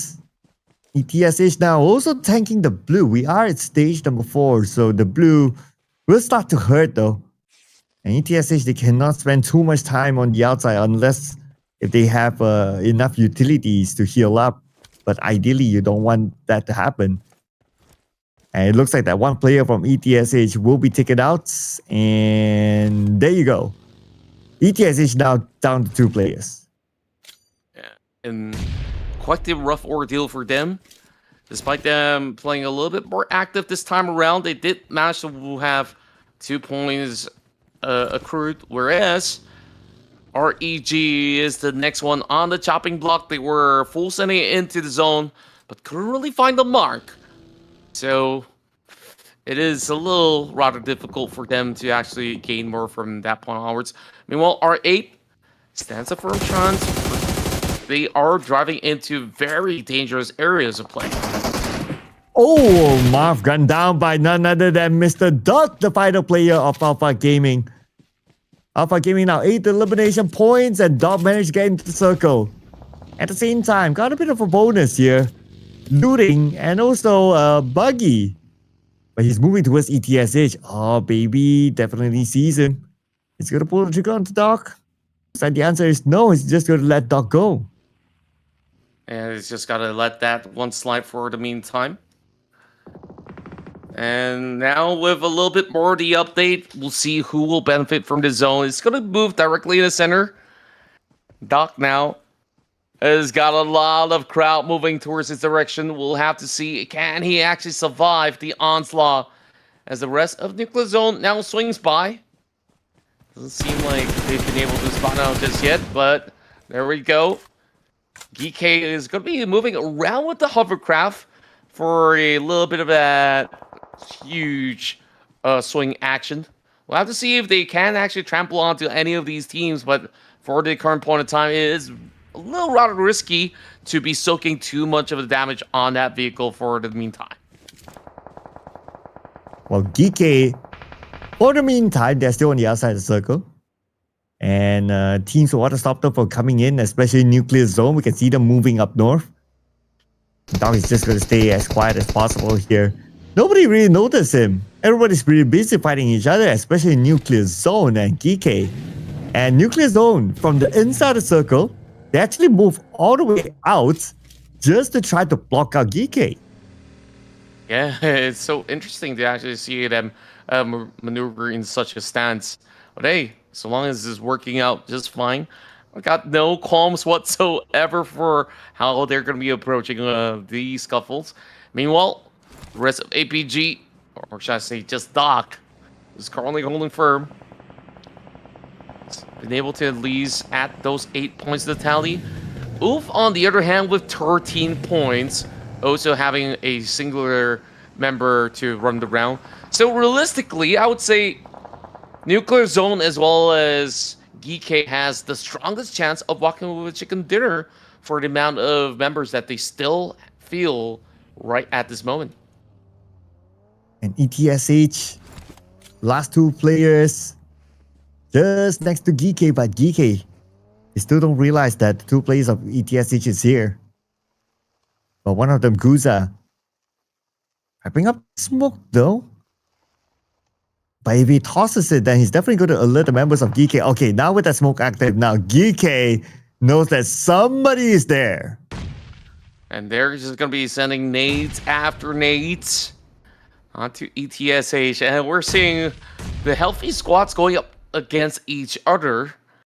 So if they both deplete each other out, then it'll be an awkward situation between, 5-6 squads where they're just battling on a solo mission instead. So Can't wait to see how this one unfolds. That nade! Dropping so close to Kuza X. Thankfully, he's going to be able to survive the brunt of it, but here comes the second toss. Once again, chipping his health bars. Not too concerning, but here comes the refract as SAFG found the angle, flushing him out of that position. And what can Baby do about the situation? I mean, Kuza is kind of far. And at the same time, the players of GEEKAY, they are alerted by the fact that there is another team here. So I don't think there's much that Baby can do. Okay. Pop his smoke. Try to get the Kuza. And that's the best that he can do right now. But it's going to be quite a tall order, honestly. It definitely seems to be the case. Doesn't seem like the rest of GEEKAY wants to let them lose as well. So there's barely enough area for the rest of ETSH to even consider turning back. But at least that flock of smoke does provide enough cover. Well, I say enough. That still gets spotted out by the rest of GEEKAY. So that's going to be their first point being gained. Whereas the rest of Twisted Minds is going to be looking around the outer sector. Oh, this is just so rough. There's just no space for Baby to work with. And that's the end of ETSH at number 6. A bit of an improvement by them this round. Now, top 5 teams it is. GEEKAY, we have Nuclear Zone, we have Oath, we have also Virtus Pro and Twisted Minds. But GEEKAY, they're the only team with a full squad. They have the best chance based on the numbers to lock in this chicken dinner. But their next contender is going to be Nuclear Zone with 3 players. Not bad. When Nuclear Zone could also deny away the chicken dinner for GEEKAY. Yeah, that could potentially be the case. Whereas when we take a look at the rest of the field, we have Freak now being very close in proximity up against Scarface. It's going to take that smoke for cover for the meantime. But this doesn't seem like it's going to give him too much of an advantage because he's losing a lot of vision staying put inside the shack, and Scarface will definitely know that, you know, there's just going to be that one target that he could just seek out. But they don't really want to move too far off from where they need to be for the moment. So GEEKAY, as well as the rest of Nuclear Zone, still have pretty much healthy numbers out there to book out, but the nades are already falling right through. Freak managing to hold on for the meantime. And looks like GEEKAY, at least they managed to recover Ragnarok from that earlier knock. So now back as a full squad. They have all the manpower that they can get. But it will also depend on what kind of circle we're going to get next as well. That could change things on how these teams will play. Everybody's inside the circle at this moment. Stage 7 will be coming up soon in about 28 more seconds. And who will be favored by it will have a big advantage.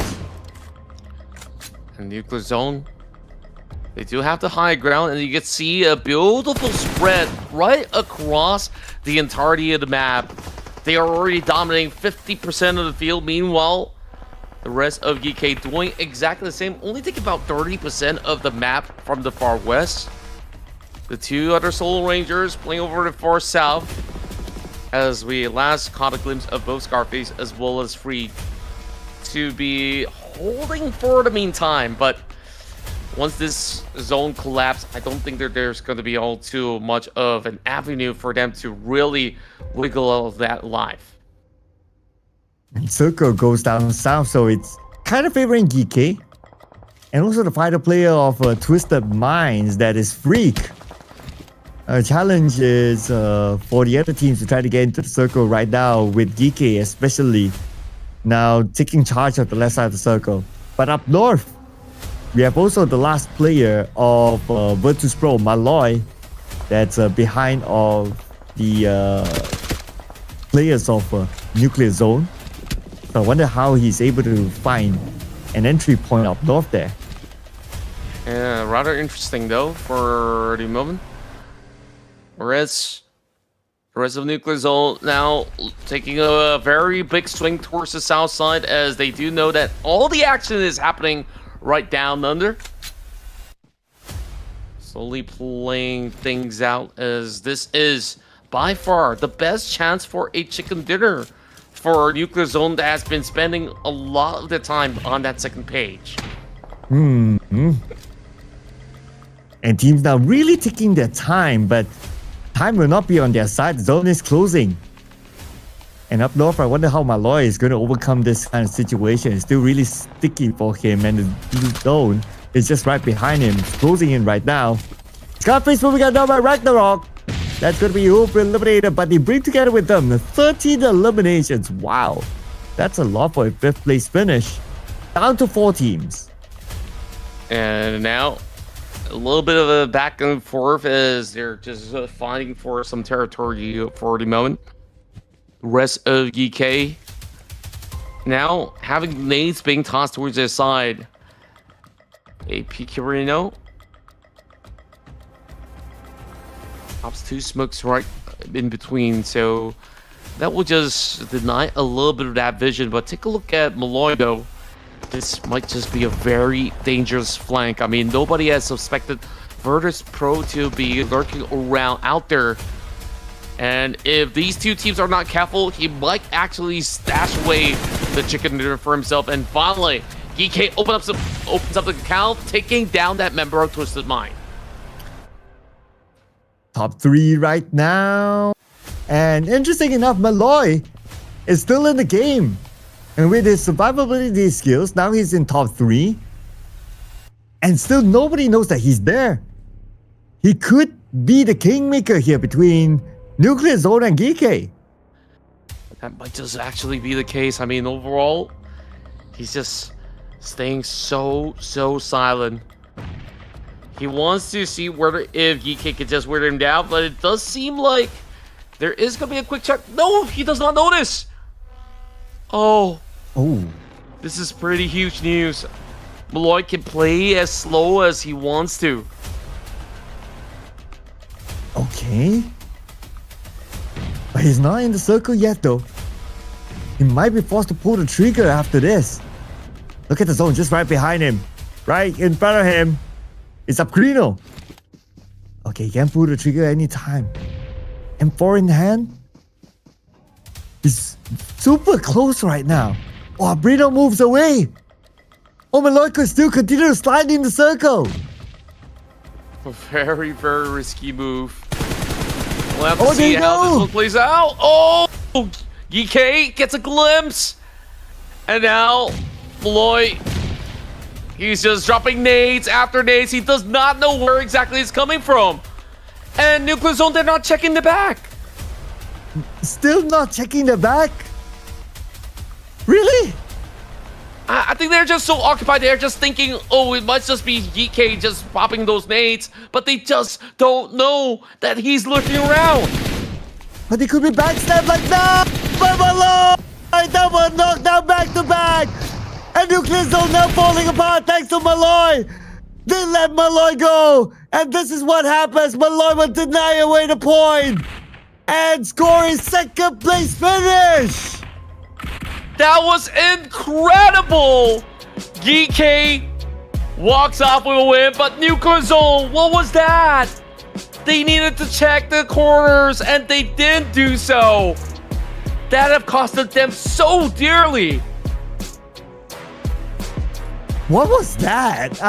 I'm still baffled by what happened. Like, how is that possible? Because Malloy, he stood up at some point. He shot. So he would have gave away his position, but nobody was paying attention to him at all. That's the thing, like, I thought that somebody must have actually responded in a certain notion or so, but it really seemed like the rest of Nuclear Zone, they were just hiding out, thinking that, okay, we just want to survive, and they just allow him to demolish from the back. And for the moment that they've been able to just clear things out, Malloy knows, okay, 2nd place, we'll take those any day, and he just basically say, you know what, my job's absolutely done. There's not much more else that he could basically do from that point in time, and lo and behold, that was just the way that they've been able to rock out a solid victory for the side of GEEKAY. of course, with the help of Malloy from the back. Oh man, I'm still awed by whatever happened earlier on. It's like you don't get that kind of move every day, especially after Malloy would have he did expose himself, but I don't know why that Nuclear Zone did not turn their back and hey, you know what? There's somebody behind us. Yeah, it's just an unusual occasion, but it is what it is at the end of the day. I mean, I would check back on the replay later on after this entire day, just to see again what actually happened and how did they not take the back.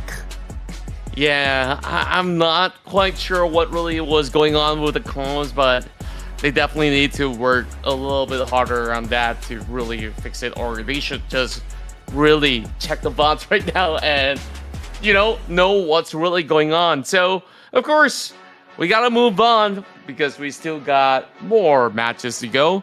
Of course, upcoming match, these are the teams to watch yet again. GEEKAY have just won out a chicken dinner. And oof, they've been so aggressive throughout that previous round. And of course, we got the usual suspect, Twisted Minds, as well as APG, to also score pretty huge in this match. And interesting enough, Virtus.pro is not part of this. So, well, we got to check on how many eliminations did they get, right? Because this is just based on the knockouts. So 3 knockouts, cool. But exactly how many eliminations? I believe at least 2 of them, because the 2 of them came from the very end. Or maybe even 3 of them. I mean, the very end of this chicken dinner happened really fast. But anyway, we'll leave that to our officials to bring us the numbers soon, because I want to see how many points exactly did Virtus.pro actually get with that sort of run. Yeah, I think that it definitely is quite a staggering amount that they've been able to acquire. Meanwhile, GEEKAY, majority of their points were actually secured towards the late game, where they've been able to eventually secure plenty of that space. The man of the match would be none other than APG's very own Doc, who's been able to score 1,031 damage and have secured himself 5 eliminations to book out. Great distribution of not only the survival time, but overall his contribution is 55% of his team count. Yeah, 5.56, I believe our officials needed to round that up. If not, it would have been Infinity 5. Yeah, that's normally the case. But yeah, Doc is no stranger to the PUBG Mobile esports scene. Of course, he's been around for a while, and he himself has been performing. So great to see him up here as our MVP.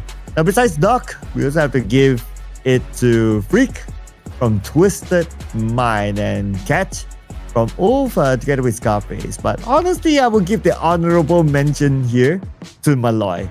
He deserves to be out here somewhere if it's not because of the stats. Yeah, I think it is definitely an important role that he actually played out in order to score maximum amount of placement points. And of course, he did win out the chicken dinner.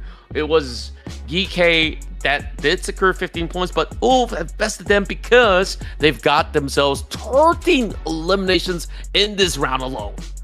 Okay, look at this right, Contra. Virtus.pro only had 2 elimination points. And guess where these 2 eliminations came from? Malloy. Yep, only Malloy survived to his 2nd place, and he scored the 2 elimination points at the very end. And that's about it. Just like that.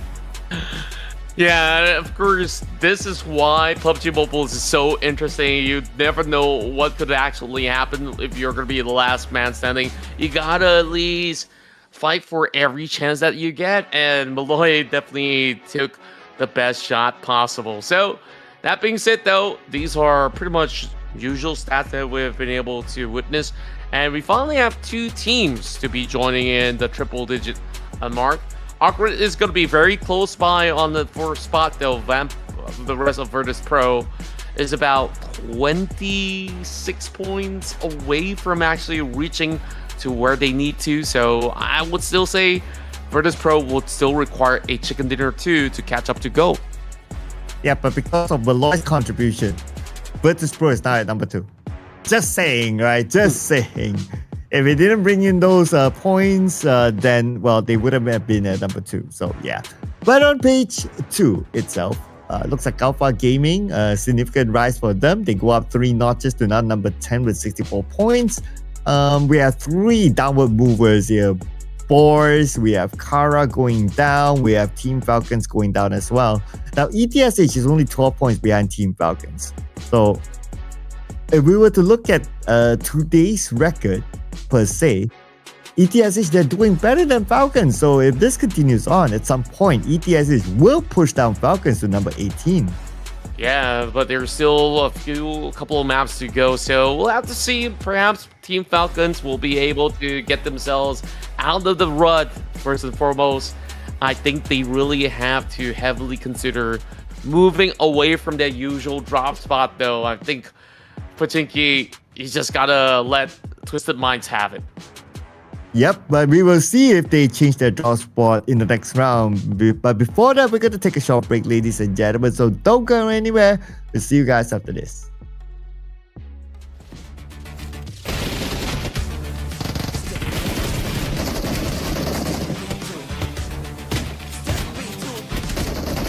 Step into the ring.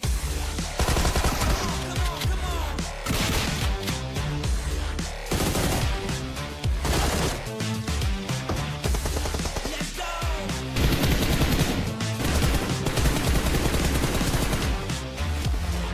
Step into the ring.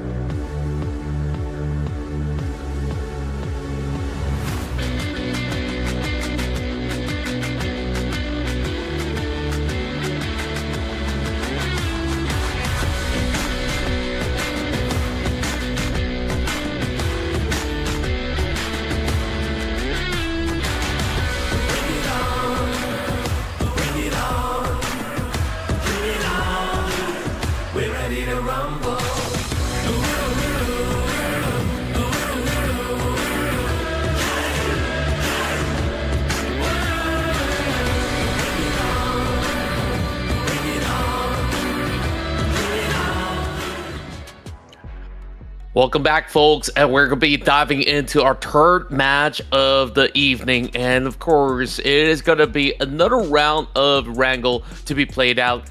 Now, Sir Cloud, I think like we've seen pretty much enough of the Northwestern ending. I'm really hoping that there is going to be a shift of era to play out, but so far it's looking absolutely great for GEEKAY to secure themselves a chicken dinner. Yeah, and I wouldn't mind seeing a all the way south sort of ending, aka a military base ending. So we'll see if the Circle Gods will grant us that wish, because we only have this one other ERANGEL left before we switch up the map. Now, an updated top ERANGEL performer. So Go Team is still up here, followed by MADBULLS, and we have GEN.G as well as Rectum Karya Esports up here. So top teams here.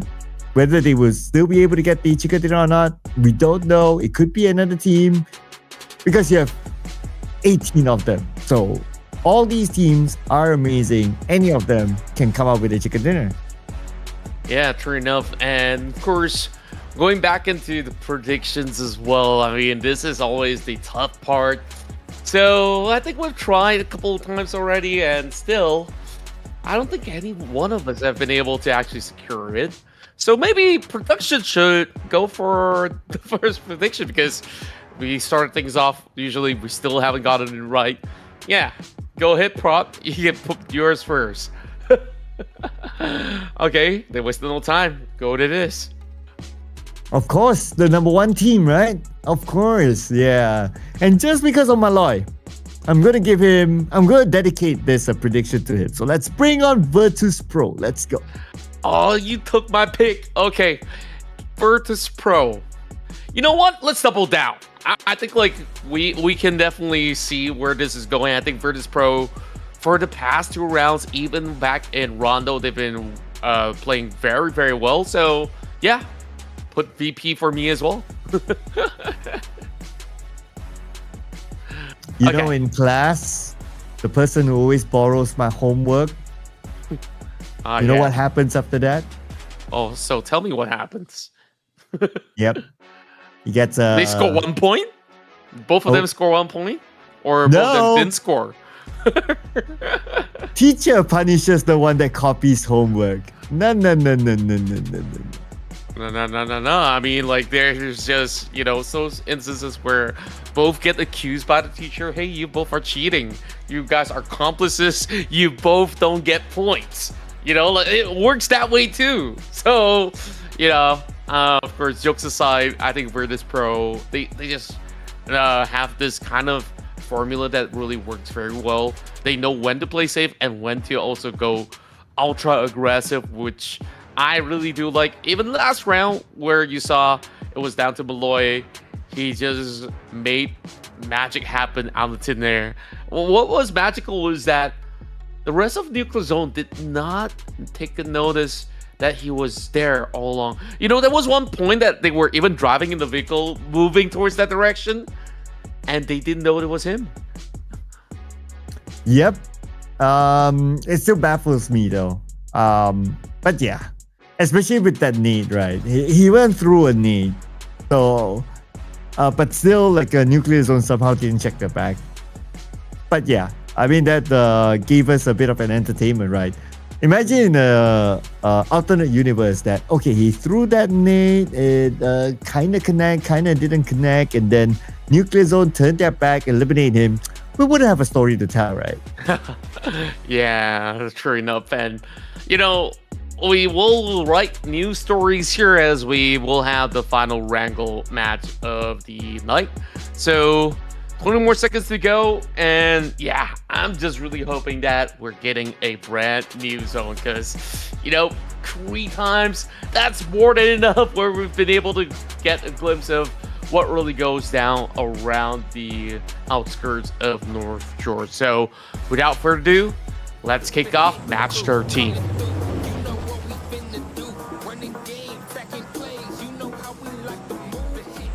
And match 13 it is, ladies and gentlemen. This is the second ERANGEL, also the final ERANGEL for today. Unlike our usual Ruthless Hype Esports tournament series where we have 3 ERANGELs, for this tournament we only have 2 ERANGELs, and then we'll switch over to 2 MIRAMARs before we wrap up the day.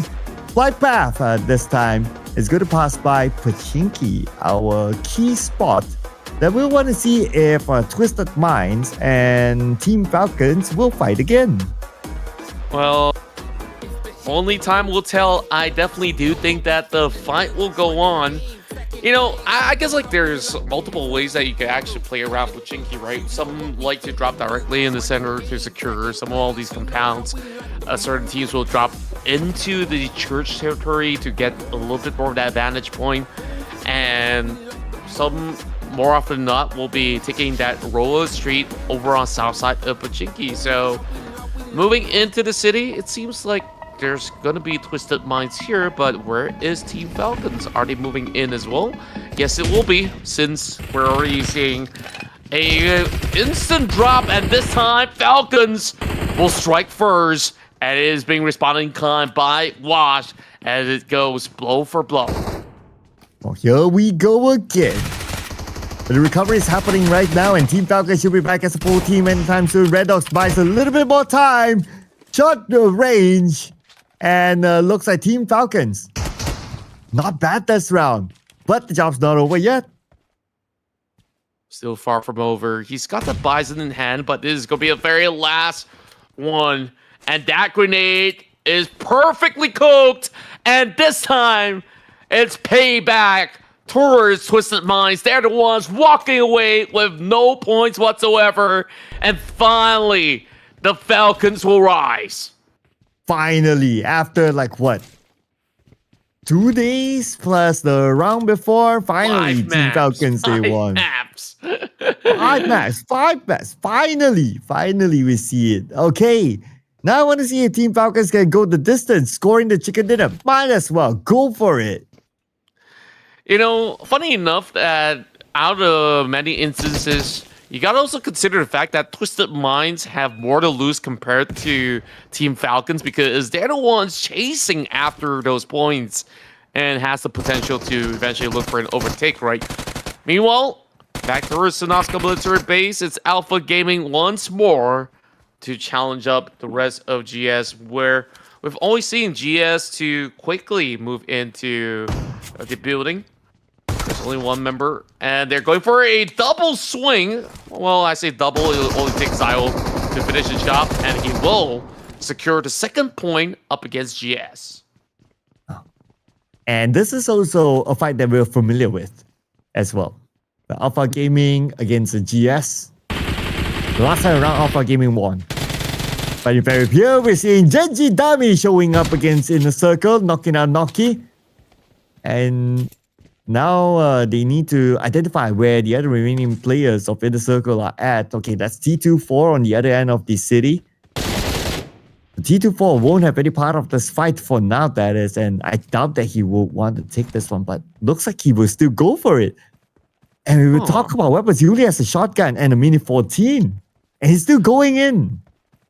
Well, I would just say that these teams will have to play like there's nothing to lose, and as for T24, it's either you go big or go home, and he's looking to try to connect those Mini 14 shots, but it's on an iron side.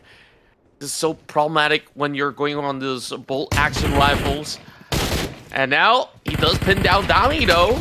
Artful tries to wiggle his way out, and perhaps he can isolate the members of GEN.G. Satan now with the high ground, and he was sprayed with a micro Uzi. That's going to be the end of T24 Inner Circle out at number 17. Back onto Military Base Island, Alpha Gaming still stuck here with GS. And both sides not really breaking each other just yet, but GS only 2 players. Now one of them, they're rushing in, but the moment they rush, they manage to get a knock on the top and Zul down as well. GS, they could be making a big comeback here. D3S, knockdown. Can't find the player of GS actually pull up a big clutch here. The rest of APG kind of felt perhaps a little overconfident, overzealous, you may say. And now they're slowly getting punished. It's just a little bit of swerve around as GS tries to hit over the wall. The rest of the players are just looking to eventually close up the fight. Alpha Gaming can't actually go in for a reset. So 2 versus 1 for the meantime. I think like of all of the battles that we've been able to witness so far, these two are the ones that always brings the closest battle. It's a 1v1 now. That's how close it can be right now. Jafar versus Refuse. Jafar, is he going to secure the elimination point? He will. Okay, DBS versus DBS. And both of these players about 60% of health. And Refuse receives damage. Oh, Jafar now has the advantage. He knew. He landed the shot. Now he's just chasing Refuse now. Refuse running for his life. Jafar on the chase. He's able to heal up in time. Jafar, he goes up to the top floor. But Refuse is actually on the ground floor. But beautiful cinematic jump shot by Jafar to finish off the final player. Refuse. And GS wins military base. That was crazy.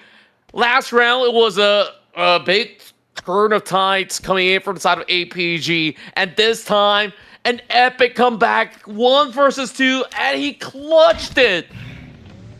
When the team needs him the most, he performs out of his mind.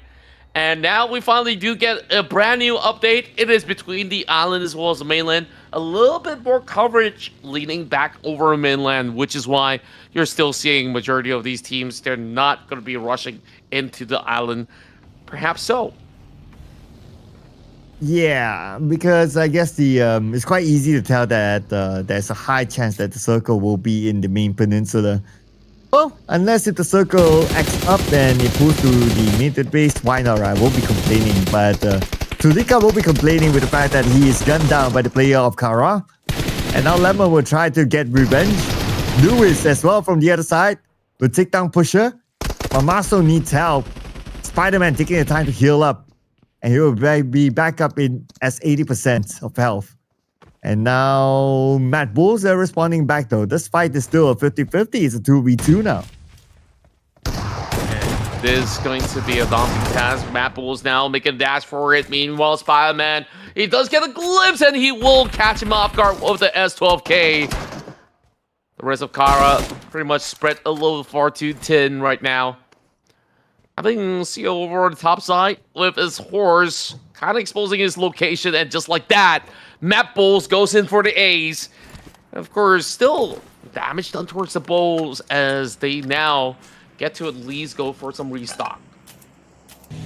And MADBULLS are 4 elimination points in the pocket as they continue to pursue the #1 team at the moment, the GOAT team.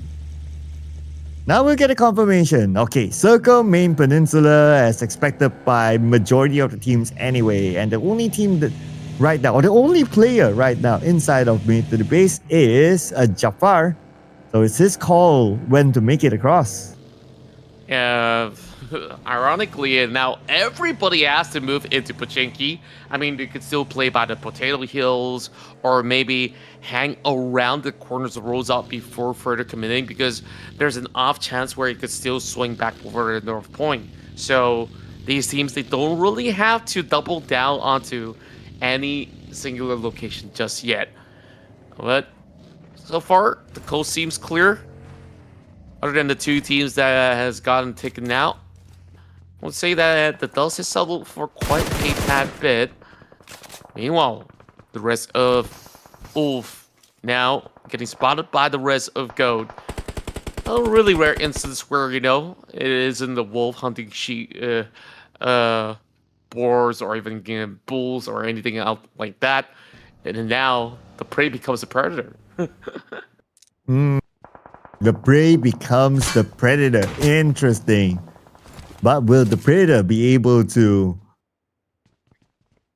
Right. I'm trying to find the right word.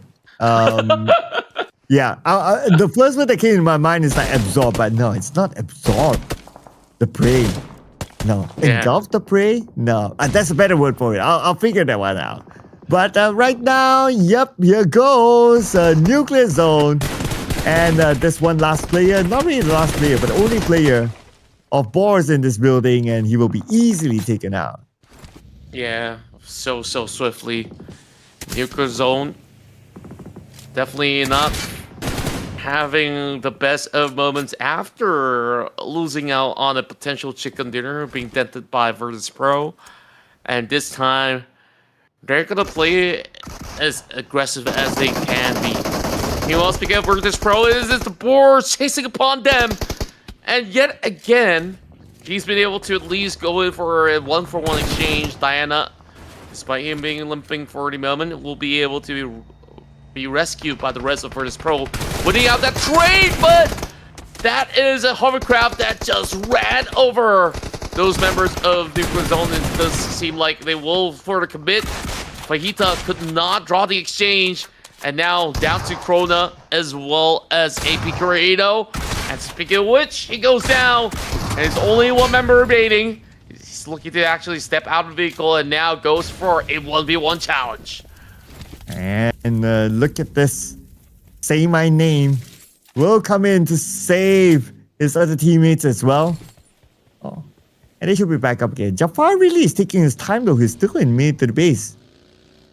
Is he even moving? I'm not too sure. I worry that if it stays there longer, he will be eliminated by the zone. Yeah, that could potentially be the case as well. I mean, we'll have to see if he can actually survive the brunt of it. Because GS, I think that if there's a way to book it into the zone, you can just cut straight north and then hope that you can actually make it in due time. Whereas the rest of R8, they're going to be hanging by the fields of Pochinki. This is a decent spot, a very secluded shack for them to hold out without needing to commit into any other area. So definitely plenty of time to be bought from the side of R8. They don't really have to do any drastic measures for the current point of time. I think Jafar... Okay, he's still healing up though. I'm just looking at the health bar of Jafar, right? He's still healing up though, so... How is he gonna cut across? Okay, he's on his way right now, right? Will he be able to make it in time? Well, I guess yes, because you can still use bandages while you're on a vehicle, while you're driving, so... He'll be able to make it through. Yeah, it should be absolutely fine. Meanwhile, GEEKAY, they found themselves a decent spot to hold out, so they're not gonna be cheeky about this current point of time. And this farm area, we're seeing more and more teams flocking over onto the corners. Just hoping to actually see if there's going to be any kind of players that really want to go challenge for some of all these spots. Whereas for the rest of GEN.G, they're just going to book it though. They just bypass a few names right across our screens. As the rest of MADBULLS, they don't really have the ideal angle to really rock up against GEN.G just yet. And GEN.G Satan went in for an airdrop, okay. It could be one of the first, if not the first airdrop in this round. Interesting enough, he's still able to go for it, even though that there are other teams around the area. That includes a MADBULL that's right in front of GEN.G. And that could be the next potential clash point, especially after the zone closes. Indeed, and it really seems like these teams are kind of happy with where they're currently at. But with the update, you can please everybody, so everyone's just gonna move deeper and deeper towards the Potato Hill end. Take a look at that. Rectum Car Esports, they are at the peak, but the question remains, how long can they hold out? And BOARS Gaming, 2 more players for them to hold out. Position not compromised yet, but we have to welcome Jafar. Welcome to the zone. He finally has arrived, but he arrived a little bit late, and now being the final player, he has to find a spot. We'll check back on him later. Because right now it's going to be Scar. Oh, Jafar is actually in the same sniper tower as Scarface. Okay, and Catch saw him. So they know that there's that one player there. And with that information, he could be pushed. But for now, Go Team will try to stop GEN.G from climbing up this high ground. And there's just a lot of work to do before they actually get to a deeper position. But for the meantime, GEN.G is being pinched in between. This is getting harder and harder for them to really get their way across. So they're taking this battle up against the Goats. The Goats does actually find one. Can he actually find another? As Big does get a glimpse of through the window pane, and he tries to line the S12K shot. Not quite hitting the mark. There is no deflation being thrown out from the side of GEN.G. I think they should be looking to at least flush out that position. There we go. A couple of attacks coming from the grenades. Is it gonna be enough for the meantime? Doesn't seem likely so for now. But for the moment, it seems like the rest of the players are just making sure that they can just stay afloat. The rest of GOAT still holding firm. GS took way too long. They will be the next one to crash out, whereas the battle continues on. Kraken now eyeing out on that window pane as they are lopping those grenades, tagging onto the member of GEN.G. And Artful right now still in this shack. His other teammate again is on the other side.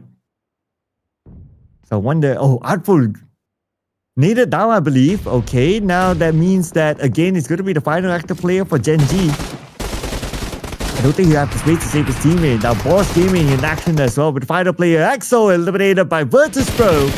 That's going to be a BOARS eliminated at number 12. Oh, that is just absolutely tough for them. I mean, take a look at GEN.G. They also got wiped out with a big bang. And GOAT, they're extending their lead even further from here on out. And GOAT 3 eliminations already. Technically still with a full team. I'm sure they can pick up their fallen teammate. Too bad for ETSH this round. We did talk about them being on the rise, but this time they're back to a 0-point round. Hopefully they can make a big comeback in the next round in Miramar. Next team to be eliminated is Falcons. After dominating with 5 elimination points, they got immediately eliminated right after that. Make that 7 elimination points for Falcon at number 8, so 8 points collected this round for them. The Falcons so far are doing a massive duty right now after winning out Twisted Minds. The rest of REG still planning over the hill, but of course they've lost 2 members so far. The rest of VP just cutting over onto the eastern corner. I always mistaken their name for Vampire Esports because I'm just so used to saying PPE in that sense. So, of course, Virtus Pro, the team that we voted for so far, stacking up 8 points. And the rest of R8 looking to plow through. If they do win this battle, I think they can dominate the hillside. So I guess now the audience knows who copied whose homework now. Well, got called out, I guess. It's okay. But, doesn't happen all the time. hey, you know, like some wise man once said, you know, imitation is the highest form of flattery. Is Wow. that how the words go? I'm not quite Yeah. sure, but probably so. Yeah, that rings a bell. That rings a bell. I'll give you for that. But let's see if Go Team will be flattered here by GEEKAY, or will it be the other way around? For now, GEEKAY is the one on the lower ground. Won't be much of an effect onto Go Team. I guess we'll need to wait for the next stage for anything to significantly happen between them. We'll definitely have to wait and see. Meanwhile, ooh, a little bit of attack going on. As GOAT soaking a little bit of the damage. And this terrain is just so difficult for all these teams to truly navigate their way around. Just eyes on the prize right now for the side of Rectum Karya as they try to put in a little bit of spread onto the members of R8, and they're sending 2 to close it out. And Rectum Kara, interestingly, 2 elimination points as of now. They're going to take over the Potato Hill. And they can add to the account, or potentially add to the account. But of course, they must win these next few fights. And the next one could involve R8. Long range spray by Prestige. And that's a beautiful knock there from afar. But now ZT7 sees another one. Say my name. We'll be calling for people to save his name. To save him now that he's down.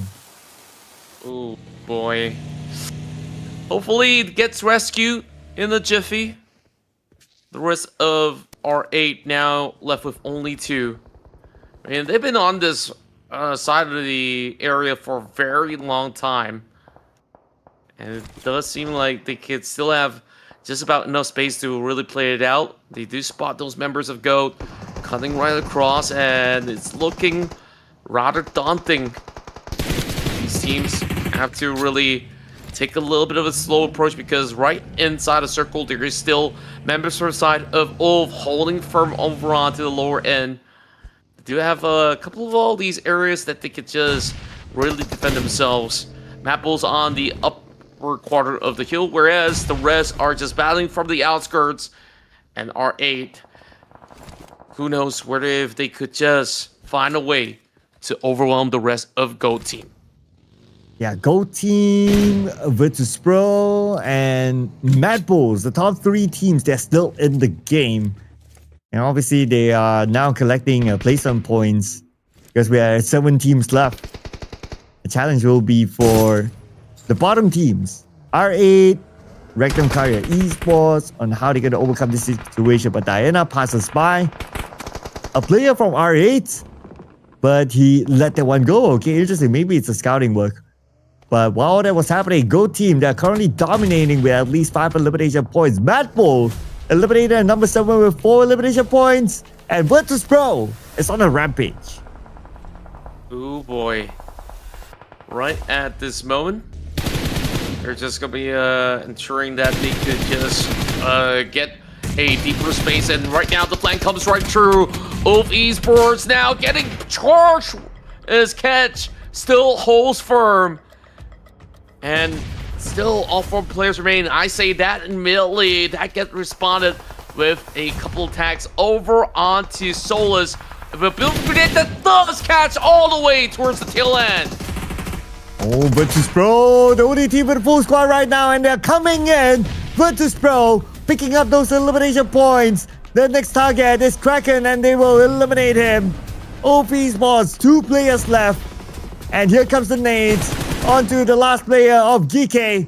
Well, Virtus Pro might lose Say My Name. He's currently gunned down. Scarface will eliminate him, leaving Virtus Pro with 3. Oh boy. Virtus Pro, they do have a lot of all these coverage directly over the center. Whereas Ulf, you saw what they've been able to accomplish last round. They just absolutely demolished teams that they meet within their crosshair. And of course, we do have a singular unit over onto the southwestern corner of the map. And we really want to see if there's still going to be any form of results yielding from that said player. As the coast seems to be quite quiet for the meantime. No further commitment whatsoever, as the rest of Virtus Pro is just holding firm, not allowing either team to bypass. Yeah, everybody has their own corner now, and they will protect it with all their life. But stage 7 will change if the corner is still valuable. The circle hardships towards the right, okay. Couple of players of Wolf currently in the circle, but it's not too difficult for Virtus Pro as well because they have the high ground. They can easily move in. No problem for them. The hardest is going to be the final player of GEEKAY.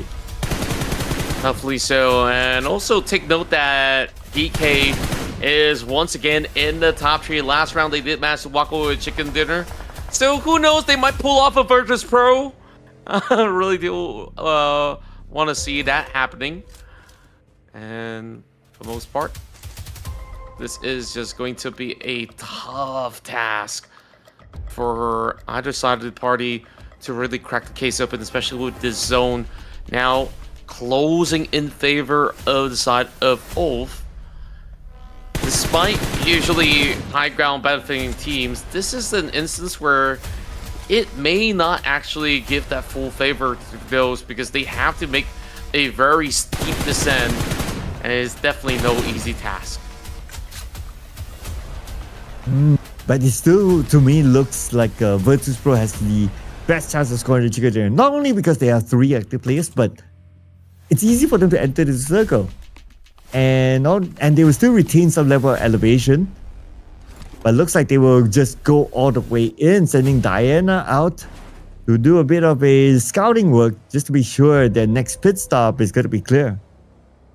Yeah, seems to be the case for the meantime.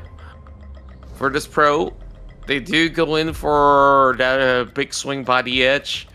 And then knows that this crate is probably being looted up already.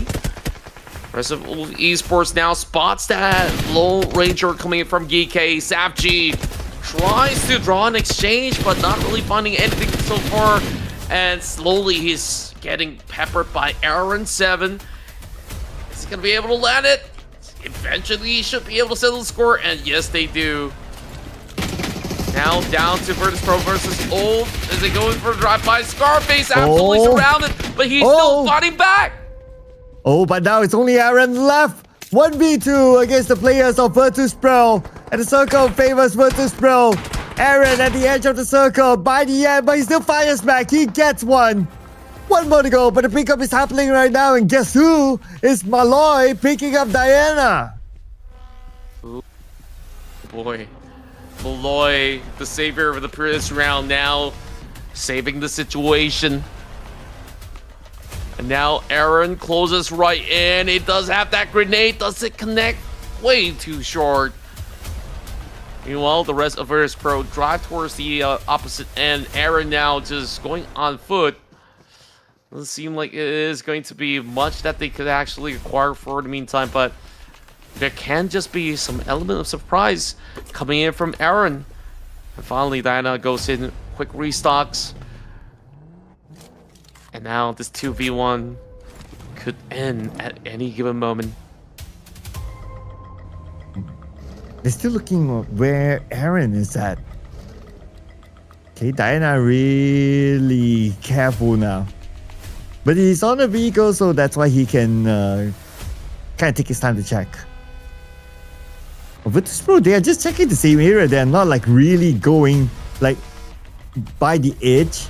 I guess if it's by the edge, then they'll just allow the zone to do its own work. Most likely, they will be opting to do just that. Don't really have to play with all their might, because they just have to just bite some time, get into a better position, and then eventually close it out. And that's all that needs to be done. As much as I say that, it is always very difficult, because once you're the ones holding the phones in these circumstances, the nerves does get into you. So that's it. It's a long standoff as Malloy slowly creeps in. And given moment now, he still has a couple more throwables to be expended. And we'll see Virtus.pro. Can they spot out Aaron? It's just taking a little too long for the moment. And hey, not really complaining for far too much. I mean, this is just nail-biting action from both Ulf and Virtus.pro. I'll say it on behalf of Contra. Guys, it's a 2v1. Just go for it. Just go for it. Don't allow him to take the first shot. If Aaron takes the first shot, maybe it's a first knock, and then he swings his weapon to the second player, and he can pull off a clutch. But that will be insane though if he can do it. Okay. Now Diana shows himself. Okay, here comes the vehicle. Okay, that's the first knock. Okay. He got the first one, but Virtus Pro came in right after to lock in the chicken dinner. And we say thanks to Virtus Pro for the point.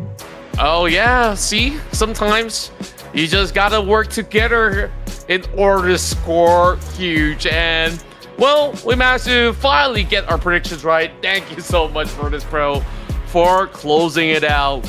And well, it was still a very steady call. I think like they were hoping not to make any mistakes. I mean, respect given to their opponents as well throughout that span of a nail-biting finish. So now that it's all concluded, how many points did Virtus Pro get? We have to just check once again. Teacher! Contra copy my homework. Not fair. Thank goodness, there's no school at, 1 a.m.? So, yeah. Anyways, take a look at Malloy. He's on an absolute fire today. 8 elimination points just by himself.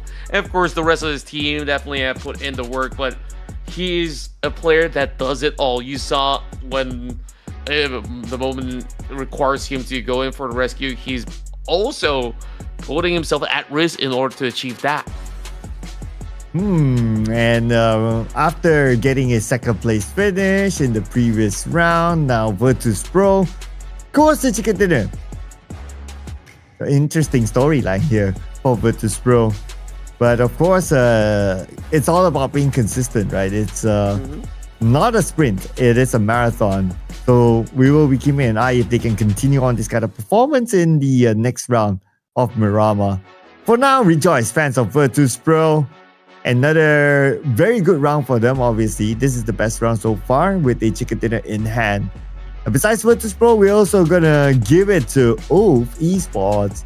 And Go Team is still here together with Falcons. And now, with the fact that Go Team is also here in our teams to watch, I don't think any teams would have done enough yet to dethrone Go Team. Yeah, they're definitely having the right protocols, and overall, they are very well balanced. They know when to really push out, and there are certain moments that they're willing to actually wait it out in the blue zone before cutting right through. And take a look at that. Team Falcons have finally been able to make a decent record after winning out the duel up against Twisted Minds. I mean, the tension will continue on, but this time in the form of Miramar. Let's take a deep dive into the head-to-head, because it really seemed like the stats is telling us that Esports have done a little bit more work as compared to Virtus Pro, but the damage numbers are almost identical. Yeah, that's right. But this is also only like knockout numbers, right? So it doesn't give us a full picture on how many eliminations that they get based on the damage output converted to elimination. So we need to wait for the match stats for us to know. But before we head on to that, of course, we have to give the MVP this round to Malloy, who also gave Virtus Pro the second place sneaky finish. Yeah, he's always sharp on the watch, and at the very same time, when you need him to play for survival, he can just sneak his way out. This time, no sneak required, because the rest of VP have been able to just land a huge chicken dinner. Of course, Diana also stepped up to the platter as well. We saw so many instances where Diana was also making himself as the first line of contact. So you can see decent distribution coming from him. Meanwhile, Aaron as well as Scarface, they did manage to also land 4 points apiece.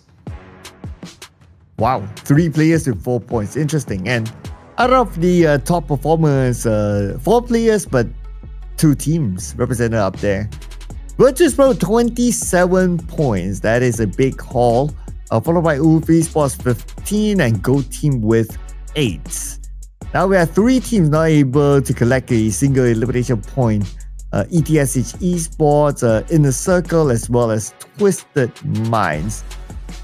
So speaking about Inner Circle, it's always very hard to predict what will happen for them, because sometimes they have a good mood, they don't have an off day. Sometimes they might not be in the mood. So I don't know which version of Inner Circle will turn up next. Yeah, they're the kind of double or nothing team. It's really just like how the Team Falcons play, right? Because they always go in for the early scuffle, and if they do win that trade, it's going to be a good round for them. If they don't, they might just walk away with 0. So there's just no balance in between. So I'm just hoping that eventually they'll be able to make certain adjustments to kind of get the better leverage of most situations. Of course, with that being concluded, GEEKAY has continued on the climb as they finally make their way into the top 5. Whereas, looking at the rest of the field as well, ULF have been able to also move into the 7th spot, 2 spots ahead, overtaking IC as well as GS. Well, Virtus Pro is now 9 points behind Goat's team. But the thing about Goat team is that they're always hard to. It's kind of hard for us to see them being eliminated early. So they're like still super consistent. So I understand that it's kind of hard for the third place teams to catch up. But then again, because we are running this tournament through 2 different phases, as long as they can keep themselves in a decent distance, then yeah, there's still a lot more games to come. But now, just a quick summary of what's happening on page number 2 here. Only 2 major movers. So Falcons, after winning the Pachinki fight, they go up to number 15. We are 2 notches. Nuclear Zone goes down, and ETSH is 13 points away from potentially overtaking a Nuclear Zone. But that's about it for the ERANGEL matches, ladies and gentlemen. We're going to take a short break, and after we come back, we will be heading into Miramar. So don't go anywhere. We'll see you guys after this one.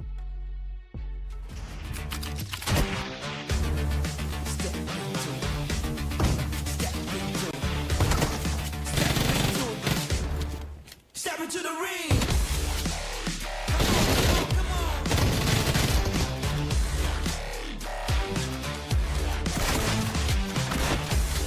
Let's go.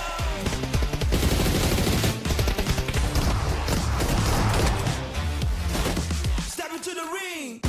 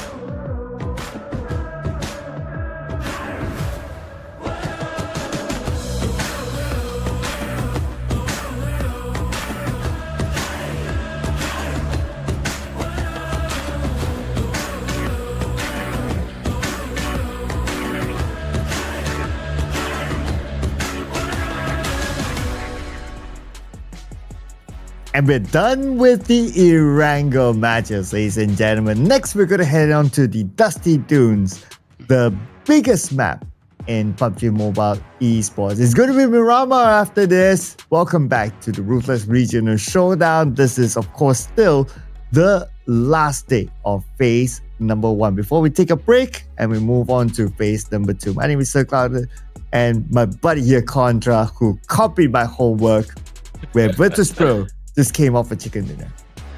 Yeah, well, you know what? This time around, I'm gonna make sure that it's gonna be a different kind of vote so we can start battling for those points. Hey, production now has to keep up with us as well. So we'll see what seems to be the lucky team to be able to score huge in this round. So from the previous record, I do believe that we've seen a lot coming in from, you know, MADBULLS back in ERANGEL yesterday for ERANGEL. But Miramar, could you, of course, refresh my memory? Which team was it that scored back-to-back wins? You're testing my memory now. It is GS. Yeah, GS got a back-to-back in Miramar. Because in ERANGEL, it was MADBULLS that scored back-to-back. Now, are you going to pick GS for this one? Nah, I was trying to bait either one to actually vote for GS for the moment. But if we take a look at today's trajectory as well, I think I'll keep this one, by the way. Overall, hey, that's not fair. Like, you haven't said a word and GS. Okay, fine. You go ahead and have it. I think that I'm still gonna go for something that is maybe slightly different compared to the rest. I think Inner Circle, they put in some really good effort throughout bigger maps, and I think like with just about enough space, they might be able to work it out. So this time I'm locking my vote on Inner Circle. Okay, and R8. Oh, interesting pick by production. Well, you mentioned about like picking something, I wouldn't say even like Inner Circle is out of the ordinary, right? I mean, we have seen them perform as well before, but if you want to say that, oh, we're going to pick something different, well, I would say R8 is the different one. Oh yeah, and I definitely think that R8 has like their super high highs and also dead bottom kind of low as well, which, you know, is a little bit tricky when it comes down to, you know, figuring it out. I mean, same could also be said about Inner Circle, right? You take a look at their rounds in these matches back in ERANGEL. It's either they win out that battle and they have a really good time, or they just crash out with 0 points. There's just no in between. And I think like these two share almost similar DNA in essence.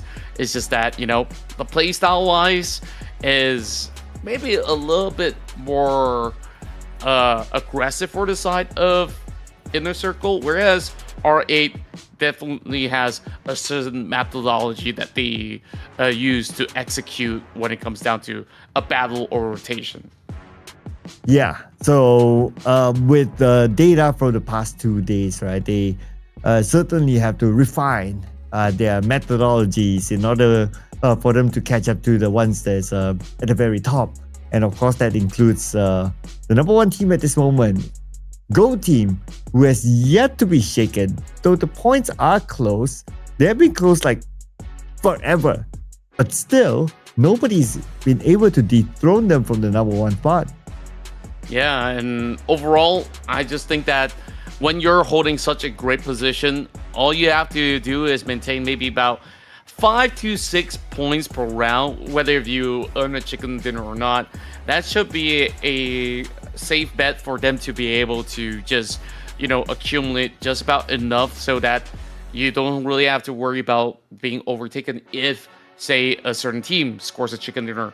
Usually it's like maybe about 12 points, 15 points, they're off. So if you have maybe half the margin, that kind of offsets it a little nicely until maybe, oh, somebody has gotten 2 back-to-back chicken dinners, then that's where GOAT really needs to be concerned about the rest of the team. But for now, I think they're just chilling. Yep, but the teams won't be chilling right now. because we're starting our game directly into Miramar, and I'm keeping my eye around the area of St. Martin. It does look like we have overlapping teams there. Oh yeah, and I do think that it will be dispersed into different territories though, because yesterday we saw some action inside Hacienda del Patron, and that's where we're also getting a little bit of an action. Take a look at that zone though. Oh boy, everyone's got to make a sprint over onto the southeastern corner map. So, other than Lost Illness, everywhere else is still up for grabs. While Twisted Minds, this time, they're the ones to be rocking up the side of Falcons again. And Naki lands the first blow as they take down one member side of REG. Oh, just right in front. Oh, that took a while for Naki to get onto Silas. And Naki will secure another liberation point by eliminating Z-Wolf. And Loxy just waiting at the top.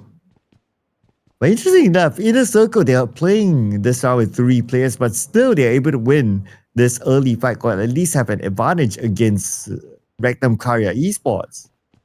Yeah, somehow they're still the ones pushing as if they have 4 members with them.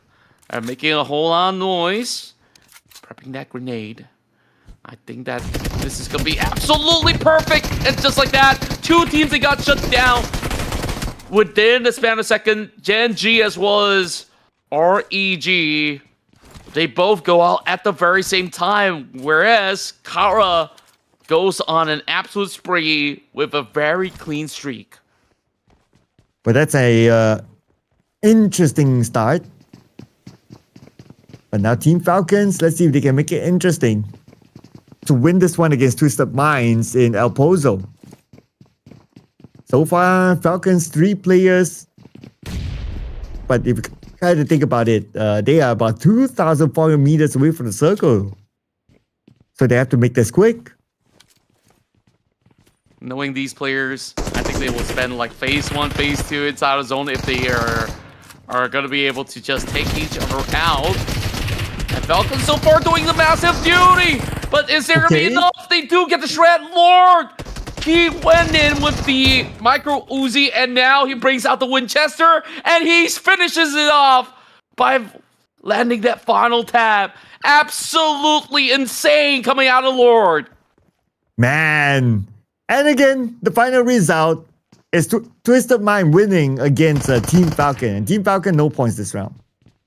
We will check back on to Velodemar right now. Virtus Pro playing without Say My Name.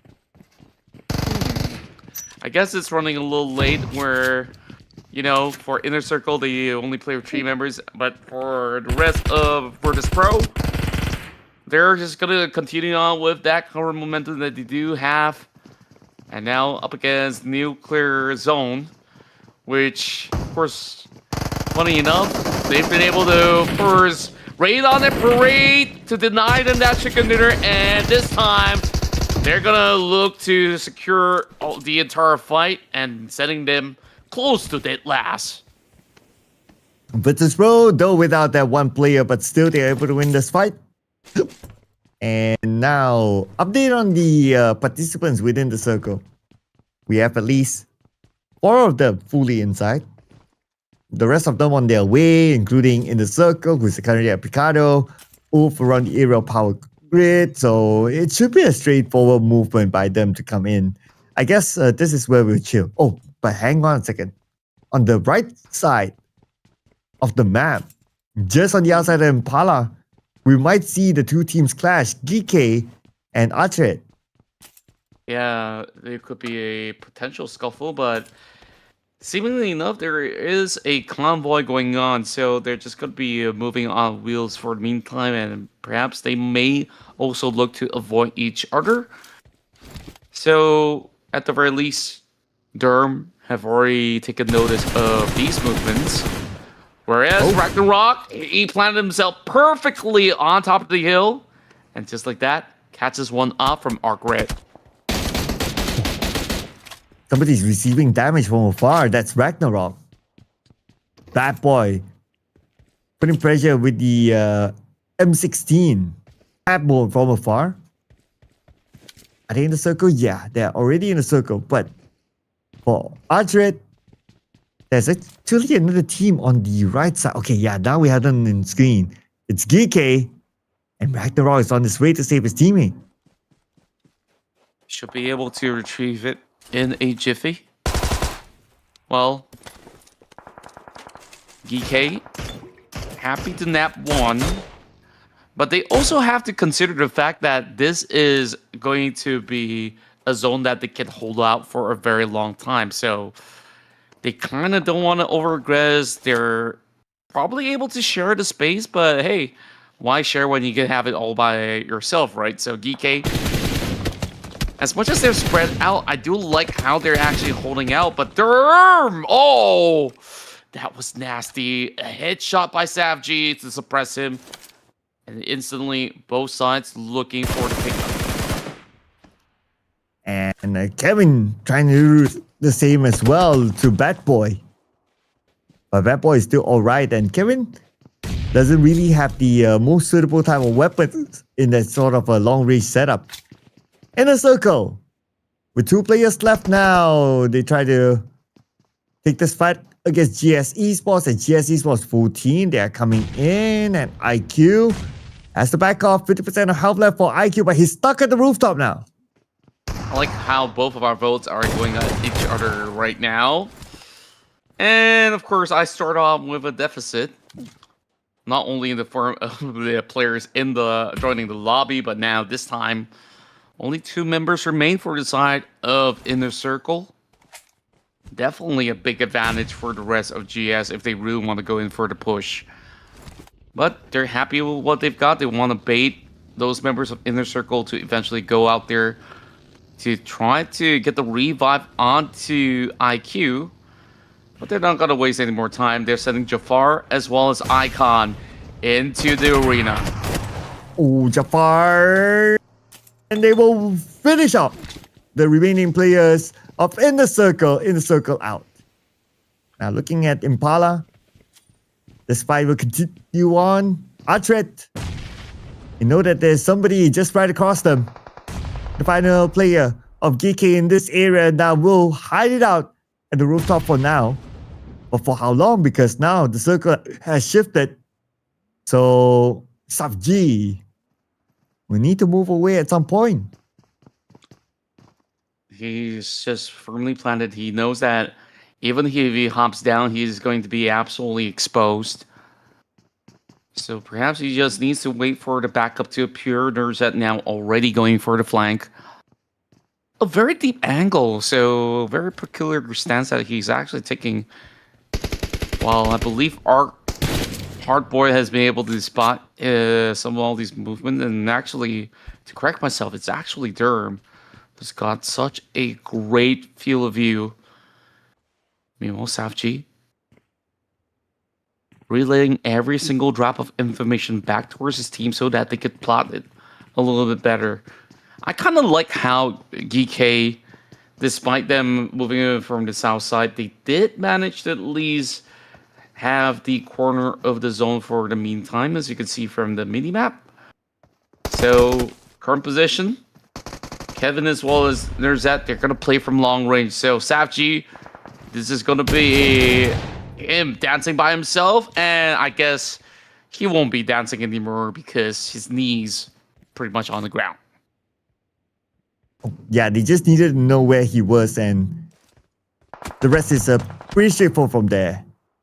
Okay, Kevin has to be careful. If he gets knocked up here, then Nerzet is nowhere to be found to save him. Okay, on the minimap, we can see Nerzet traveling towards Kevin, so they should rendezvous with each other.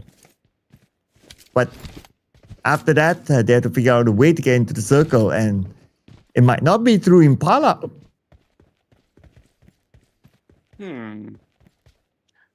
Probably tough for them to really leave this facility without getting caught. Speaking of getting caught, oh, that was beautiful. Bad boy.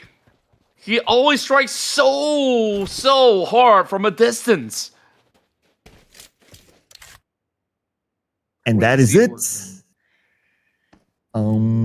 Now I'm looking at Virtus Pro and Twisted Minds. Okay, now Virtus Pro spending time in the blue. They're taking their time. But stage 2 is still doable to tank. Stage 3 kinda tankable as well. Stage 4 is where the question will arise. So we go on the stages. Now we are going to shift our stage to stage 3. Majority of the teams already in the circle except for Virtus Pro.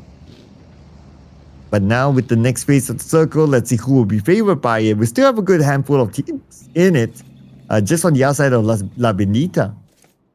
Yeah, surprisingly enough, no team have been able to claim the direct crater of La Bonita. The only closest team to do so is APG. So I think that perhaps when their options are running out and there's barely enough space, that's where you will expect a clump of crowd moving in from the far west. Car Esports also plotting their journey as they are just about to move away from Minas Generalis. Some portions still being covered. I guess they do have a 50-50 chance of either staying put and maybe reap the rewards later on, or if it does swing a little further, at least they're already on the wheels. However, over the side of GS, they're pushing up against the rest of BOARS. They suspect this though. And Avlik will take out the play of GS, but now he needs to go in with a CQC, and he managed to get one.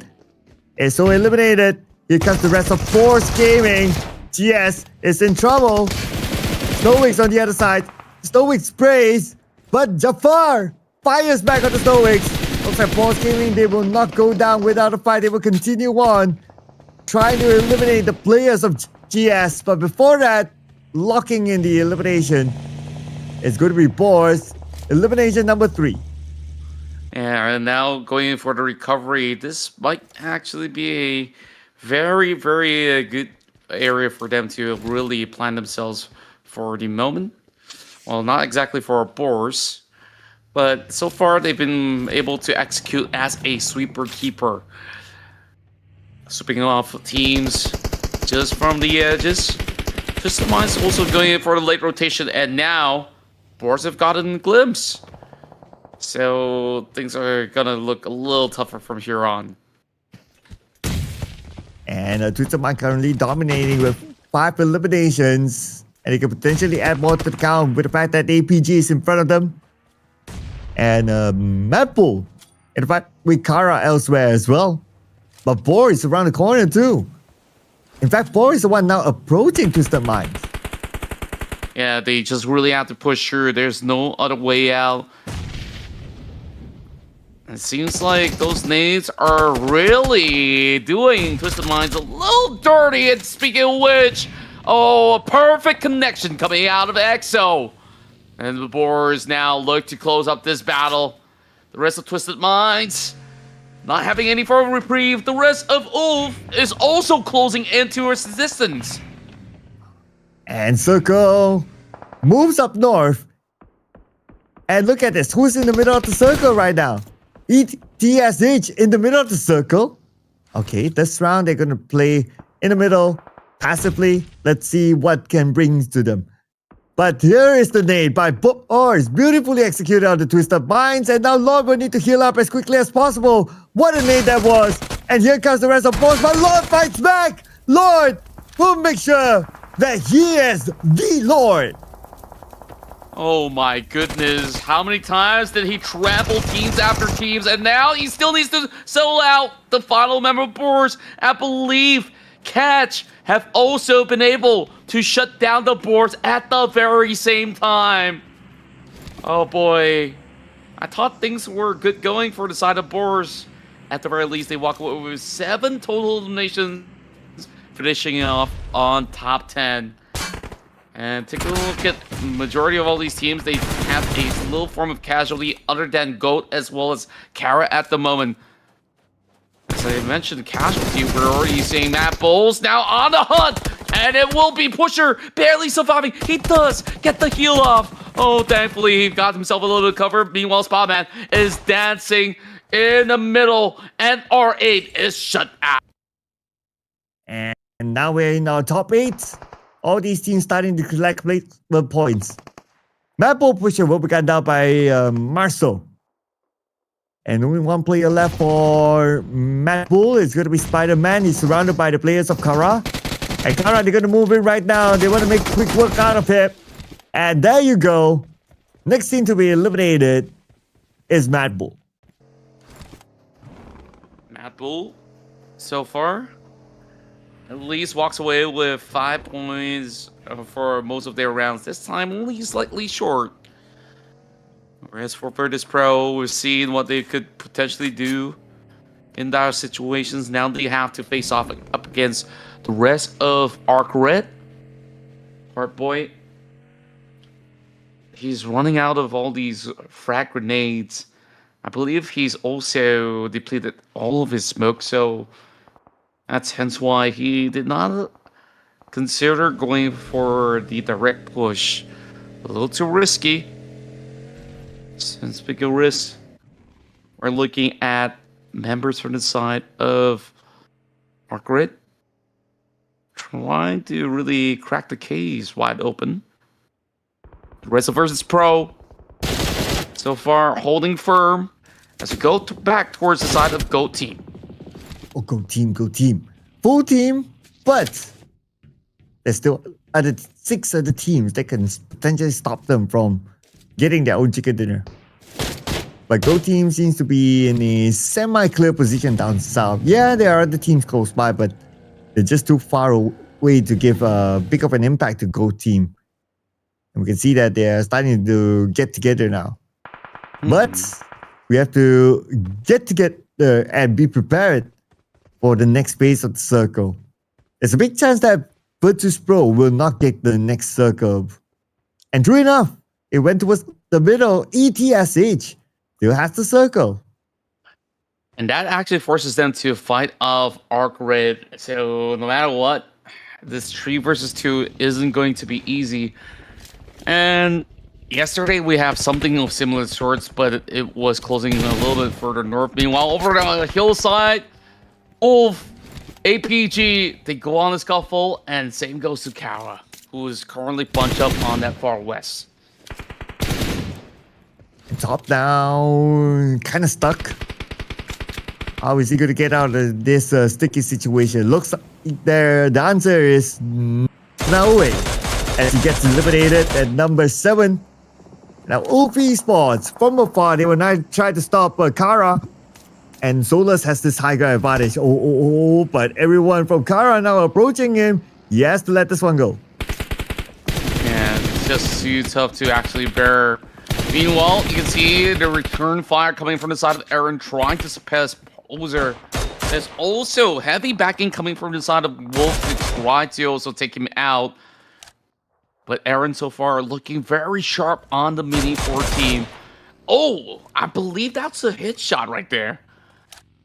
Being blocked by the helmet, he'll be able to at least hold on firm. Well, Esports does have the links in hand. I'm not sure if you want to just send the links directly onto that Lone Ranger over there. Could be better off used by blowing up maybe hovercrafts and stuff like that. So we'll have to see. Current Esports. This is by far their very best round played out. Oh yeah, no doubt, right? But the competition is going to be super tight this round. In previous top 5s, we'll see like, maybe 3 teams with 1 or 2 players. So that gives a big advantage to like the teams with like 3 or 4 players. But this time, we have 5 teams. And everyone has their players still intact except for ARCred and ETSH. So this is going to be a very tight chicken dinner. Indeed, it will be, and you can definitely see there's a lot of all these date space where teams could not basically trespass, which is why you're currently looking at a very awkward stage 5. So probably they'll have to wait it out until the next stage appears. Both Esports not giving way. The rest of Kara over onto the other side of the corner. And we'll finally get a little bit more of the scouting duty coming out of Catch. Marsu knows that there's somebody out there. The exchanges are looking relatively good for Marsu to eventually get that pin down. Oh, Hardboy down. Ali down as well to the hands of Gold Team. Gold Team surely going to add that to their count soon. Now, who's on the outside? Okay. We have here Gold Team. Interestingly, they're not in the circle yet. They're really taking their time. And Joyagi will get Hardboy locked in. Marcel's out as well. And that leaves ARCred potentially to play the rest of this round with only one player. Yeah. Is it doable in Miramar? Well, when you're in the top 5, anything is possible. I think Virtus Pro have absolutely proven that. Meanwhile, strapped on the vehicle. Fish Baby doing whatever he can, but Zhou Yang is having his vehicle all being burned up. And on the other side, we are also seeing some involvement between GOAT as well as a player of ETSH. And then here comes the swing, and baby! Oh, baby! He will falter after drawing an exchange 1-for-1. CEO now turns his back up against the wall, and now it is about time for him to go for that massive swing. Oh, but here comes the massive swing by Reverb. And now he'll take his time to heal because his teammate will take away his spot. As they jump into the building, they will clear one by one off, and that's going to be it. The final player eliminated. And now we are in top 4. But look at this contrast. 12 eliminations now for Kara. Yeah, Kara's doing such a stellar job. And we've said it before, it has by far been their biggest round in the tournament. ARCred, though, stuck by the hay bale. I think he knows very well for a fact that he is absolutely isolated. So I'll have to wait until Bad Boy makes a call to try to spot the rest of the members coming in from likes of this was Kara. GOAT now with 2. Here comes Catch again. And there you have it. It's CEO. That's the one that gets the drop. Okay, and who gets the point? Oh, looks like it is ARCred that got a point. And Go Team now will be eliminated by Scarface. And that's it for them. Now it leaves us with 3 more teams. It's either Kara and ARCred for this chicken dinner. ARCred. Can they play spoilers? The rest of Kara is booking into the direct center. And I still really want to see if ARCred can pull this out of the rabbit's hat. And take a look at how well Scarface blends in. One with the hay bells, while Catch, he's just rolling on the floor right now. Relatable. I feel like doing the same thing. Yeah. Oh, but Scarface feels like doing something else. He got a knock. And could this be their opening to just push in? Not yet, it seems though. Wolf Esports, they are playing this very, very cautiously. Okay, but never mind. Maybe Solus might go in, but not fully. They would just park on the outside of the building and wait for the next step. If they can get a knock here onto Poser, well, then I guess they can push it into the building to try to take out the remaining members of Kara. Speaking of which, these 3 teams lock and loaded. Stage 7 is about to close up. This is by far the longest round that we have in Miramar, comparing it to day 2 at the very least. The rest of Wolf Esports now looking for the opportunity to strike. And Marsu sees a little bit of a glimpse of movement, I do believe, as Bat Boy. He's just going prone, being absolutely elusive for the meantime. I'm honestly not quite sure if the member of ARCred can actually survive, and I guess I finally have my answer. There you go. Oh, not yet. That boy is still in the game. He still needs to move slightly forward. So this is the part where I'm not sure how he'll be able to do that. Look at this long range spray and Marcel out together with Bad Boy, and now we're down to the top two. Top two. It's between Ulf as well as Kara. Definitely means a whole lot towards Ulf, as they were just trampling out teams after teams back in Erangel. And so far, if you look at the minimap, Ulf, they secure more than 50% of the current zone. Oh yeah, so Ulf now they stand the best chance of locking in the chicken dinner, just because of the territorial or the circle control that they have now. Whereas for Kara, it's kind of difficult for them. I mean, now they're surrounded by Ulf Esports and there's a lot of open space in front. The best they could do right now is to create this smoke bridge and try to cut across. Or if a Poser can get a knock onto maybe Scarface or someone else.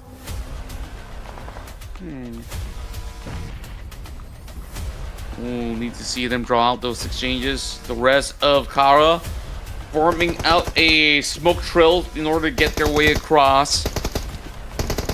Pearl T now has an occupied member inside of Ulf, trying to hold out, and instead he snaps back at him. And just like that, it's only one member of Kara left, and he could not fight back up against Aaron as they do attack the Titan. And it is Ulf Esports. They're the Titans for this round. Winner, chicken dinner. Now, wonder how many elimination points, but whatever it is, still gotta celebrate the Ulf Esports here. Their first chicken dinner as well in this tournament. Yeah, kudos to them. They really worked super hard for it.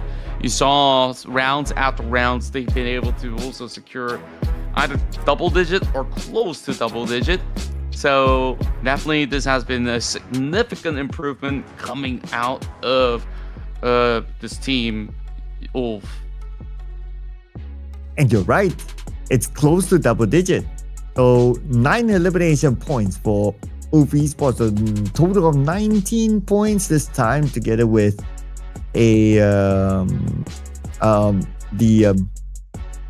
place some points and also the chicken dinner combined together.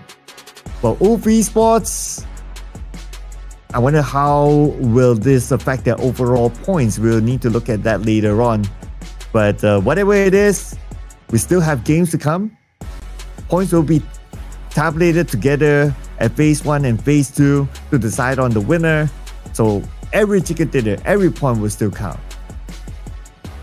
It definitely does, and it's about to the very end. Remember, this is only phase 1, and the following weeks we do have phase 2, so they gotta maximize those points, and we've only got one final match to go right after this. Of course, before that, let's also highlight some of the teams. I mean, Turkish team, or should I say specifically across Europe, these 4 names have always been able to show up when it matters. Kara, this round, this has been probably the best ever result that they've been able to acquire, so they get to celebrate for a moment before we dive into our final battle of phase 1. Yep. Gold is still here though. I wanted to point that out as well, as part of our teams to watch. So with the fact that the Gold team is still here, well, surely they will still be at number 1. It's just a matter of how big the gap would be. Look at that in a little bit more. Right now, we're going to compare the head-to-head between Kara Esports and Ulf Esports, with a lot more or slightly more damage output by Kara. And with the fact that they've seen a lot more action as compared to Ulf Esports, naturally they will need to heal. So they double or close to double the amount of heals did in this round for Kara. Yeah, and I would say that there were a certain point in time that they also have to tank some of all these areas. But once they do get a firm hold over onto the mainland, things were just absolutely A-okay. Now, from the side of Kara, we have Acior, who's been able to dish out 1,106 damage. And mind you, this is only 42%, so they probably will be able to just pull up with those kind of chicken dinner points, so to speak. So let's quickly have a look. This our top performers. We got CEO from Kara, Havlikina from Boar, Aaron 7, as well as Poser LT from Kara. So 2 eliminations for number 1 and number 2. Number 3 and number 4 is 4 eliminations. All right, and obviously we have 2 representatives from Kara here, like what you mentioned. That's also a testament to the amount of eliminations that they got this time. Confirmed 20 points for Kara, who was very active in this round, followed by Esports with 19 points and ARCred 12 points. Team Falcons again tried to fight with Twisted Minds. Unfortunately, this time they lose, so no points for them. GEN.G Esports and Regnum Carrier Esports 0 points as well. Rather surprising to see Regnum Carrier Esports down there, because they do look like a team that has a lot of potential to surge. Yes, they do, and I believe it was due to the fight that broke loose between them as well as Inner Circle, which is why they didn't really got too many of all those good stuff going for them. Looking at Kraken, this is by far the longest shot that we've seen all day, with 379. I think like the highest I've ever witnessed is above 400, but even at those kind of rate, it is quite difficult to execute.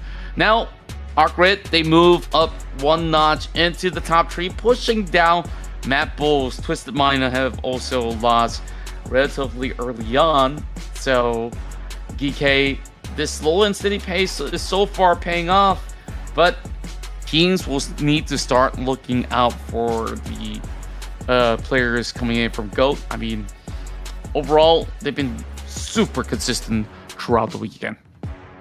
Yep, and some of these teams on page number 2 we wish that they are super consistent as well.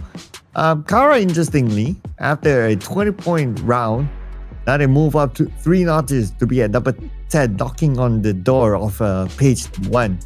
ETSH, 4 points this round, just okay, but they still have a 12-point gap between them and a Nucleus Zone to at least swap the places or not be at number 18.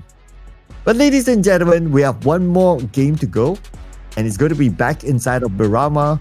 But as usual, before we head on to that, we're going to take a short breather. So don't go anywhere, ladies and gentlemen. We'll see you after this.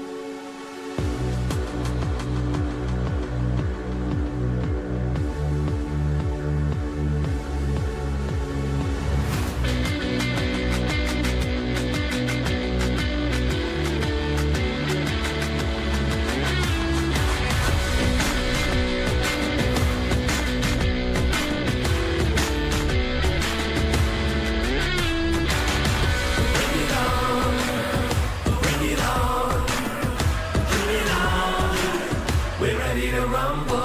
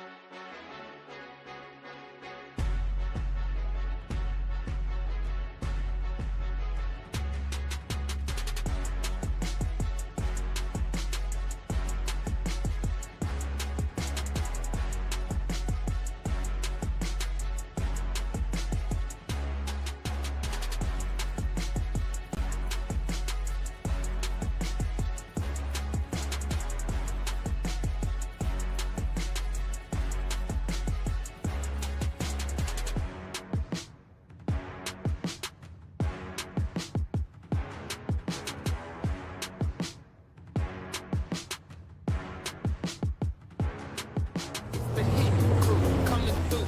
You know what we finna do. Running game, cracking plays. You know how we like to move. The hit crew coming through. You know what we finna do. Running game, cracking plays. You know how we like to move. The hit crew, move the hit crew, move the hit crew, move the hit crew, move the hit crew, move the hit crew, move the hit crew, move the hit crew.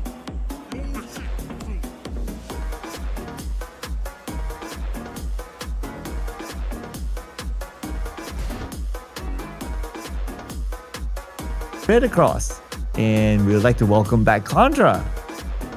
Yeah, sorry for I went to the loop for a moment and yeah, relieving myself for a little bit. And now down to the very final matchup 2 of the evening.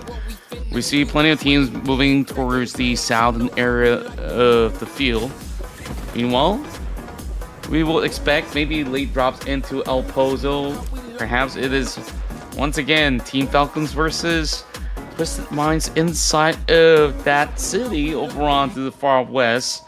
So we'll definitely keep our eye out if that battle will continue. Last we also saw there was that battle inside Pachinki that broke loose. So these are just a couple of all these usual fights that we do get. And this time they can fight for as long as they want because this is the zone closing in towards the northwestern corner. Kara this time getting shredded out with the arrival of Gen.G as well. Starting it hard and fast.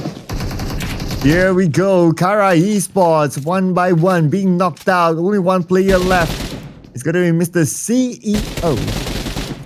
And he's on the other side, and his position is now compromised. The opponents from Gen.G will know where he's at, and they will surely rush it onto him. It's just a matter of time right now. But before that, Gen.G, okay, he's going to go for the pickup. But again, he's going to push on. To lob a grenade right down underneath. Barely enough health bar. Thankfully, he's been able to read it just fine. Again, now pinching him in the corner. He knows that there's just very little space. And just like that, Gen.G have been able to just absolutely dominate the area of Hacienda del Patron, knocking out Kara Esports. And we have Hardboy here sending a smoke onto the second floor. It just is a bit of a decoy to try to force his opponent to move, and it did work. Hardboy is not really pushing on. I guess he's just waiting for his teammates to come back up again so they can push together. Take the least risky kind of style. And now here comes the rest of them. Ali's going to come in as well. The two of the players from ARCred at least in the same building as the final opponent or the second last opponent. But looks like they kind of waited. Okay, they finally moved and Bad Boy got one. One more to go on the second floor of this building. just gonna take a while. There's only 2 more smokes. I don't think Hardboy wants to waste it once again, knowing that he's still over on the corner. So, just making sure that they could just slowly push him over on position. He's holding by the staircase is the rest of ARCred.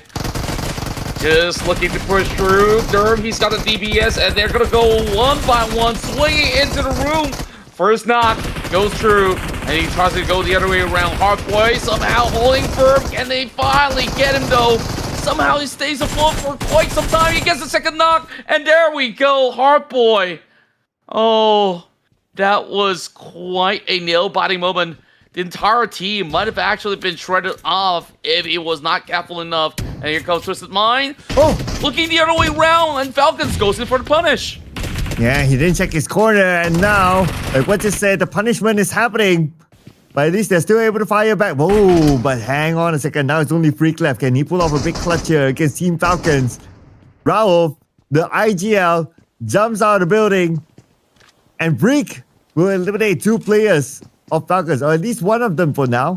And Raoul climbing back up to a 3rd floor, navigating around the smoke. He knows that Freak is right in front of him, and Raoul will be gunned down. 1 more to go. Could this be a big clutcher by Freak? But Freak is not pursuing yet. Okay. Now with the DBS, he's making that move, and Freak lost that 1v1. That was a really close one.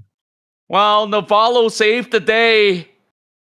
And just like that, they've got the scorelines of 2-2 for the entire evening. Lose once in ERANGEL, won another one. And same goes to MIRAMAR. And now they get to journey up ahead, as El Pozo will belong to them. The rest of GS, so far, by the outskirts of St. Martin, they've managed to secure a knock upon GEN.G, just absolutely being a savage by trampling him with that buggy. Icon now, double check the corners of Hacienda, and the coast is clear. So GEN.G, they should just journey on.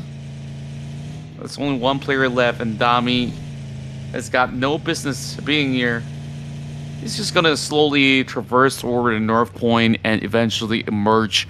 Maybe somewhere around La Corberia if he wants to. That's gonna be one place that is still somewhat playable here in the early span of the phase. Whereas, back towards the side, Loxy is the only one remaining after surviving the duel between them as well as IC. And Virtus Pro with a high ground advantage now, trying to take out the players of Gold Team. And a nice shot there by Alindo. Found a nice small angle. And our Gold Team, 2 active players. Joyaki is one of them on the other end of this hill, while Twix is in the building. But Virtus Pro, they can take their time. So the reset is happening right now. It will be interesting if Virtus Pro actually takes out Gold, and that will open up the opportunity for them to maybe overtake Gold Team in the overall chart. Yeah, and there's just going to be the big all-in. They got to be very mindful of Joyagi, though. Remember back in Rondo, he was the one to really shred out so many players apart. They also do have Twix that has been, you know, an MVP for the course of day 2 as well. So we'll see. Goat Team so far taking it slow and steadily. The rest of Falcons, I wonder if they will also chime in towards this effort of making it a 3-way party. Over on the side of Alino, he does have the M249. So that is one scary weapon that some of these guys may be unlucky to suck the brunt of it. Back towards the crosshairs of Rolf. He's going to be watching from the cityscapes. Whereas Joyagi found that golden opportunity, and he wastes no time to go in for the push. Suppressor onto that UMP and switches to the AK, and doesn't win the trap by Joyagi. Still holding firm, but he's got no time to even kill himself. That shot over on the back of his neck will eventually take him down. Well, He did try his best though. Still got the one knock, but not able to secure the elimination point. Now that leaves a Gold team with only one player left. Circle did shift towards the area of St. Martin. So let's see if they were able to eliminate Gold. Oh, wait a second. Falcons is here as well. Twigs! Oh man, Navarro totally didn't expect that at all. And Twigs got that knock, but still not securing the elimination point yet. Redox is on the outside. Twigs has to get this one going before Virtus Pro actually comes in, and Twigs will get a double knock. There you go. Now Twigs, position compromise. It's a matter of time till Virtus Pro arrives. Yeah, and now he gets to, of course, confirm the number. The rest of Virtus Pro right now marching through. And they heard a lot of ruckus around this church building, but after they check, they know that he's going to be playing around the bell tower. Gonna be another instance where he tries to isolate the target, just like how he did towards those members of Falcons. Speaking of Falcons, they still have one member remaining. We'll have to see. This is going to be a much harder task because now it's a flock of tree moving his way. Malloy coming in, saying my name is going to lead the charge. And they're just going to rush in all together. It's going to be a straightforward elimination. There goes Gold team. And now with the fact that the Virtus Pro is still in the game with 3 players, they can potentially overtake them. Right after that, they take out the final player of Team Falcons, Ralph. And 2 teams eliminated back-to-back by Virtus Pro. Oh boy, Virtus Pro absolutely are onto something. And like you said, now that Gold team is already knocked out, this is the best opportunity for Virtus Pro to eventually take that #1 spot. As a matter of fact, they don't even need to add too much more of all these elimination points. We've already got how many teams already crashing out. They just got to make it into the top 5, and it should be absolutely clear for them to take over. Well, how far are they now? I'm doing the quick math here. 8. Yeah, Virtus Pro is about 8 points away from a Gold team. So it's not that far away. If they can score a chicken dinner, then automatically Virtus Pro will be at #1. For ARCred, they're a little bit too far, so the best candidate is still Virtus Pro. Okay, we'll check on them later because we're only at stage 2 coming into stage 3. Now inside of St. Martin, we have Alpha Gaming and GEEKAY. And the circle is still centered around the area of St. Martin, so we can expect more teams to come into the city soon. You can see so many of all these squads are just soaking a lot of blue zone damage. Virtus Pro, of course, they had a long stretch of a fight, and hence why they are going to be diving in ASAP. The rest of Esports, they weren't having too much of a problematic run to actually start off this ride. And speaking of which, Ulf, they've been hovering around the top 5 for a moment, with the rest of MADBULLS to be holding on to 110. So one more knockout, or should I say one more elimination, should just do the trick for the side of ULF. So ETSH still trying to figure out if they could actually get a pickoff up against the rest of GS. Doesn't seem like they've been able to really hit the mark as well from a distance, but Reverb is already sucking some damage. A little worrisome for ETSH, especially now they're sitting with 24 points only. Even despite a couple of teams bowing out, even if they secure chicken dinner, they will still be at 18. So maybe this is going to be an opportunity for them to close the gap before, of course, take a run in phase 2. Meanwhile, Ulf Esports pushes through, claims 1. Wow, this round, like teams are just taking out each other very quickly. We are at stage 3, but we have 11 teams left. And now Alpha Gaming might take this fight against Oof. Or maybe Oof will start to fight against Alpha Gaming. It really depends. On the elimination of the ETSH against GS somewhere else. Okay, Alpha Gaming, they love that nade. But speaking about nades, this nade beautifully executed by Aaron to knock down top. And now it's only Doc left to fight a player of Alpha Gaming. And then another nade. It's all it takes to take him out. That is Alpha Gaming out at number 11. Yeah, they just wish them a little nighty night. 6 points so far for the side of GS as they now have to take on the rest of BOARS. APG, I thought that position was quite solid. It's just that they were just going one after another. So I would say it's probably a pretty late night for the boys of APG as well. Whereas the zone now still closes around St. Martin as well as the majority of the outskirts of ARCred.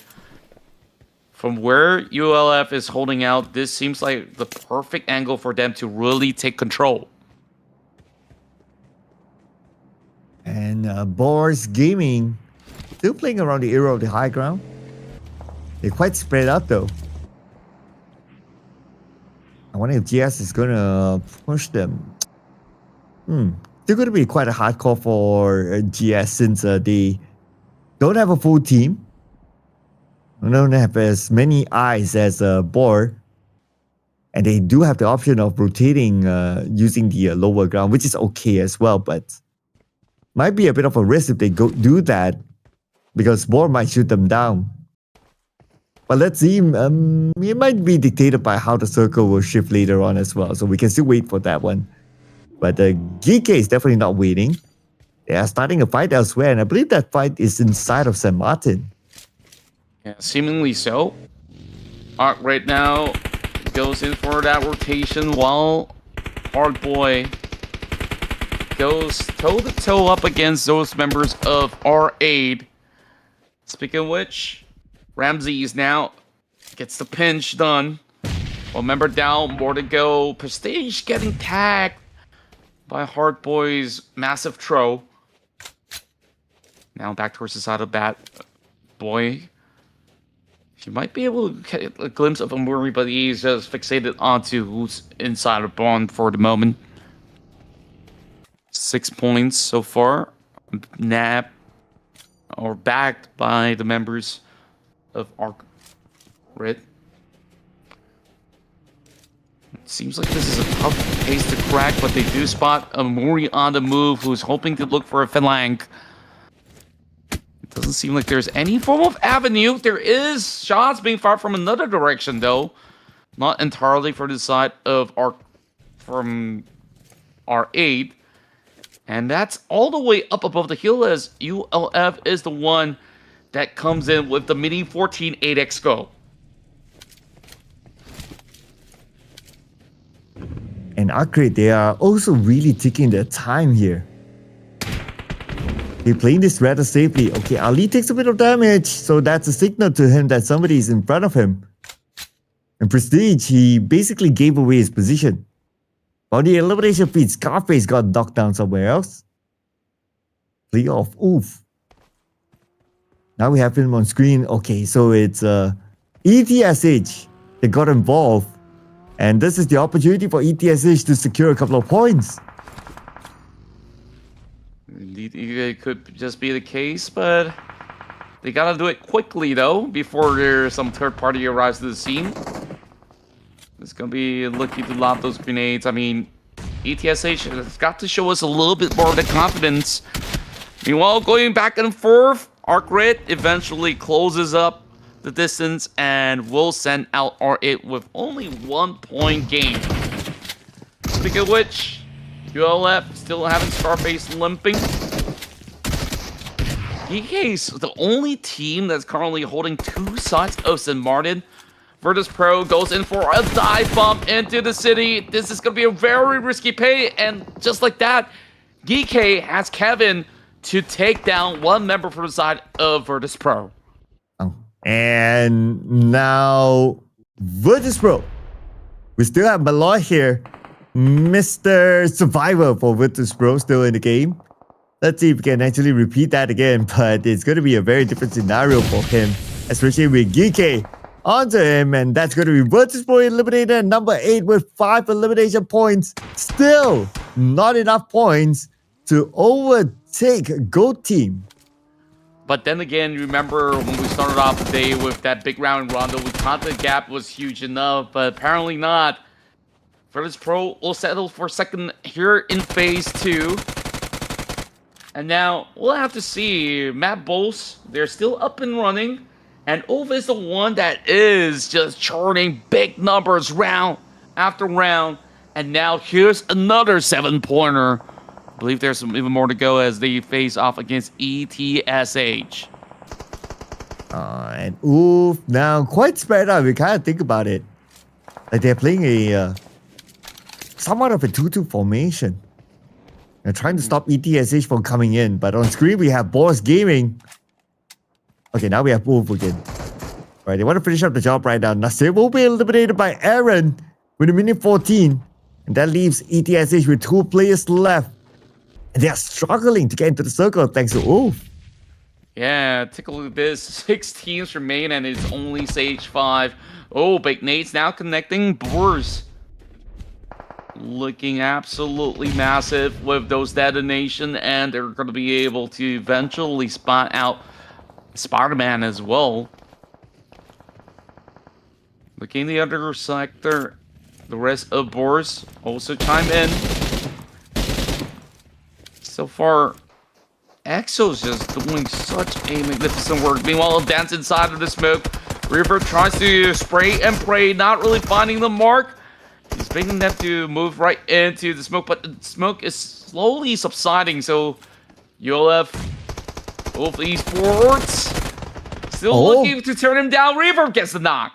Oh, can Reaver be the hero? But a little bit of a short-lived heroics there.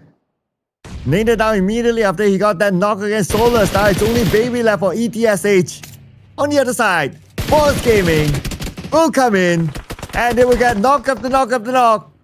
But the counter came in as well. And here is BOARS Gaming with the higher advantage, taking out the player of Wolf. Catch is eliminated. Looks like more fights will happen here at the south. And now another team just got eliminated. That's UTHF. Unfortunately, not able to last long enough to collect more points. But still, they're able to bring in a couple of points. So that's still alright. And we carry on with the fight though. 5 teams remain, but the bombardment seems like it's never ending. Any shorter of the range, he will be able to land the perfect one up against Scarface. But speaking of trollables, our new smokes have been deployed for the moment to hold out. Rectum Car Esports, I mean, they've been silent for a while. It's only going to be Loxy, but so far, he's still bringing those big placement points. MADBULLS now having Tulika, now charging one big one. Thankfully, he managed to get over on the corner wall. Oh, the stayed across, and Tulika takes a lot of damage at the same time. Now down to 10% of health. Loxy is rushing in. He knows that his opponent is critical right now. And that is it. MADBULLS eliminated at number 5 with 3 elimination points. 4 more teams left. GEEKAY is now the only one with a full squad. Oh, but hang on a second. BOARS, they managed to reset one of their players. And now they join onto the fray. 2 teams with a full squad versus the other 2 with only 1 player. Yeah, and take a look at the sidebar as well. Airdrop looted by Scarface as well as Havlika. So all of these players are absolutely stacked up in the form of firepower. Love to see the battle between Geek versus BOARS. Meanwhile, solo stragglers coming in from REG as well as ULF. Guess we will have to wait for that massive fight to break loose. And we probably won't take too long because the Bears are on the hunt. Well, I say bear, it's actually boar. My eyes are getting a little cloudy, Cloud. So, there we go. GEEKAY also looks to chime in. Oof Esports only good for top 4, but they've walked away with 9 elimination points. It's okay. I get it. It's getting really late right now where we are at. Well, let's see if GEEKAY can win this one against BOARS. This is a 4v4 fight with the final player of Rectum Karya Esports somewhere. I wonder where he is. I don't see him on the minimap. Oh, he's way on the other side. So he won't have any part of this fight for now, but he could be the kingmaker. Especially with the fact that he is behind BOARS. Yeah, and they haven't really taken notice just yet. This is going to be a rude awakening. Well, I mean, as much as I talk about awakening, I guess some of these guys, they're utilizing all their energy to close off the night so they can at least get some good night's sleep. Big Nate now does connect over onto the member of 4. And now it's GEEKAY that's going to be up ahead in the form of numbers to really go in for that full challenge. We've seen APG being flushed in this similar situation. And now those nades are pixel perfect. SnowX tries to dodge, but he runs into another trap being set by Kevin. Oh, and here comes the rest of GEEKAY. Can SnowX survive this one? EXO is on his way though. And EXO taking the risk as well. Oh, but Havlik. Off angle. But the smoke is blinding him though. Oh man, if only the smoke's not there, then he would be able to shoot GEEKAY.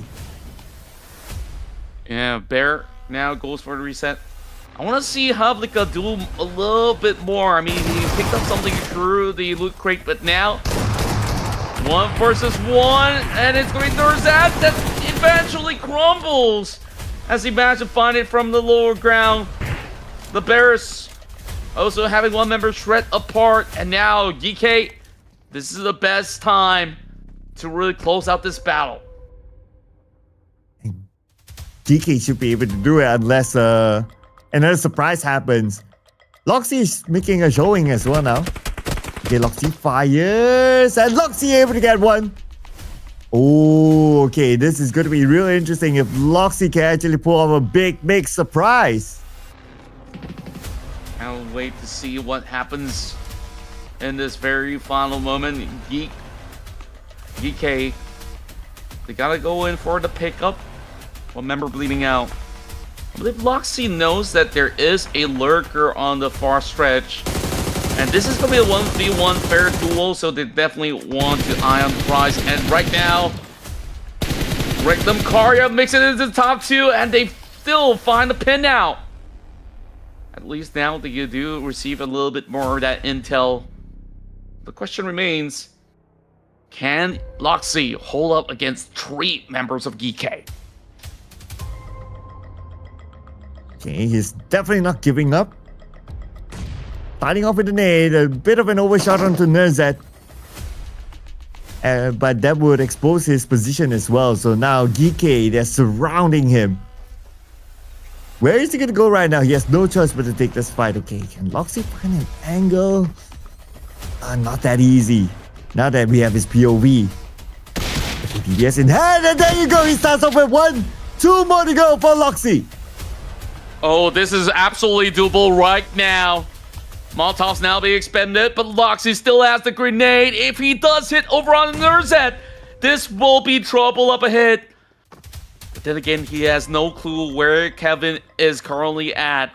He's just waiting for his body to appear. Nurzat is trying to bait him out, but Loxy is not falling for it. But now he does! And Kevin settles the score, landing GEEKAY a chicken dinner in the bag.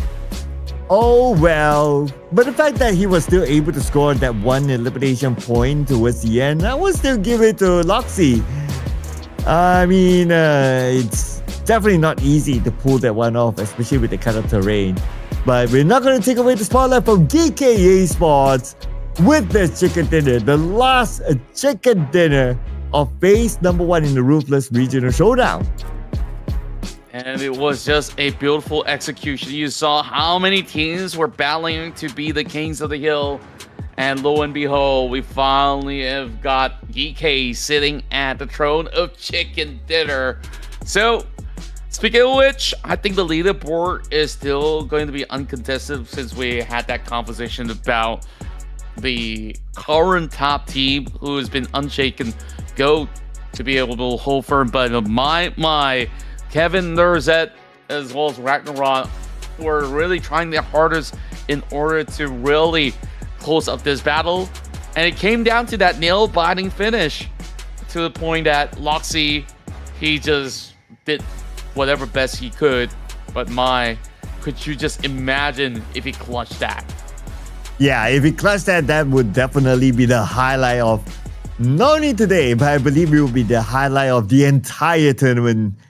So yeah, but if that happened, but yeah, it didn't. So I guess we need to wait for maybe something like that to happen next week on the 10th of November when we come back for phase number 2. Now, before we talk more about what's going to happen next week, well, GEEKAY Esports, of course, the team, part of the team to watch because of obviously the chicken dinner.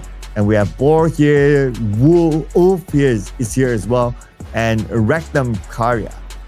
And thanks to only one player, they are able to survive to a second place finish when they only had a full squad time of 7 minutes and 13 seconds.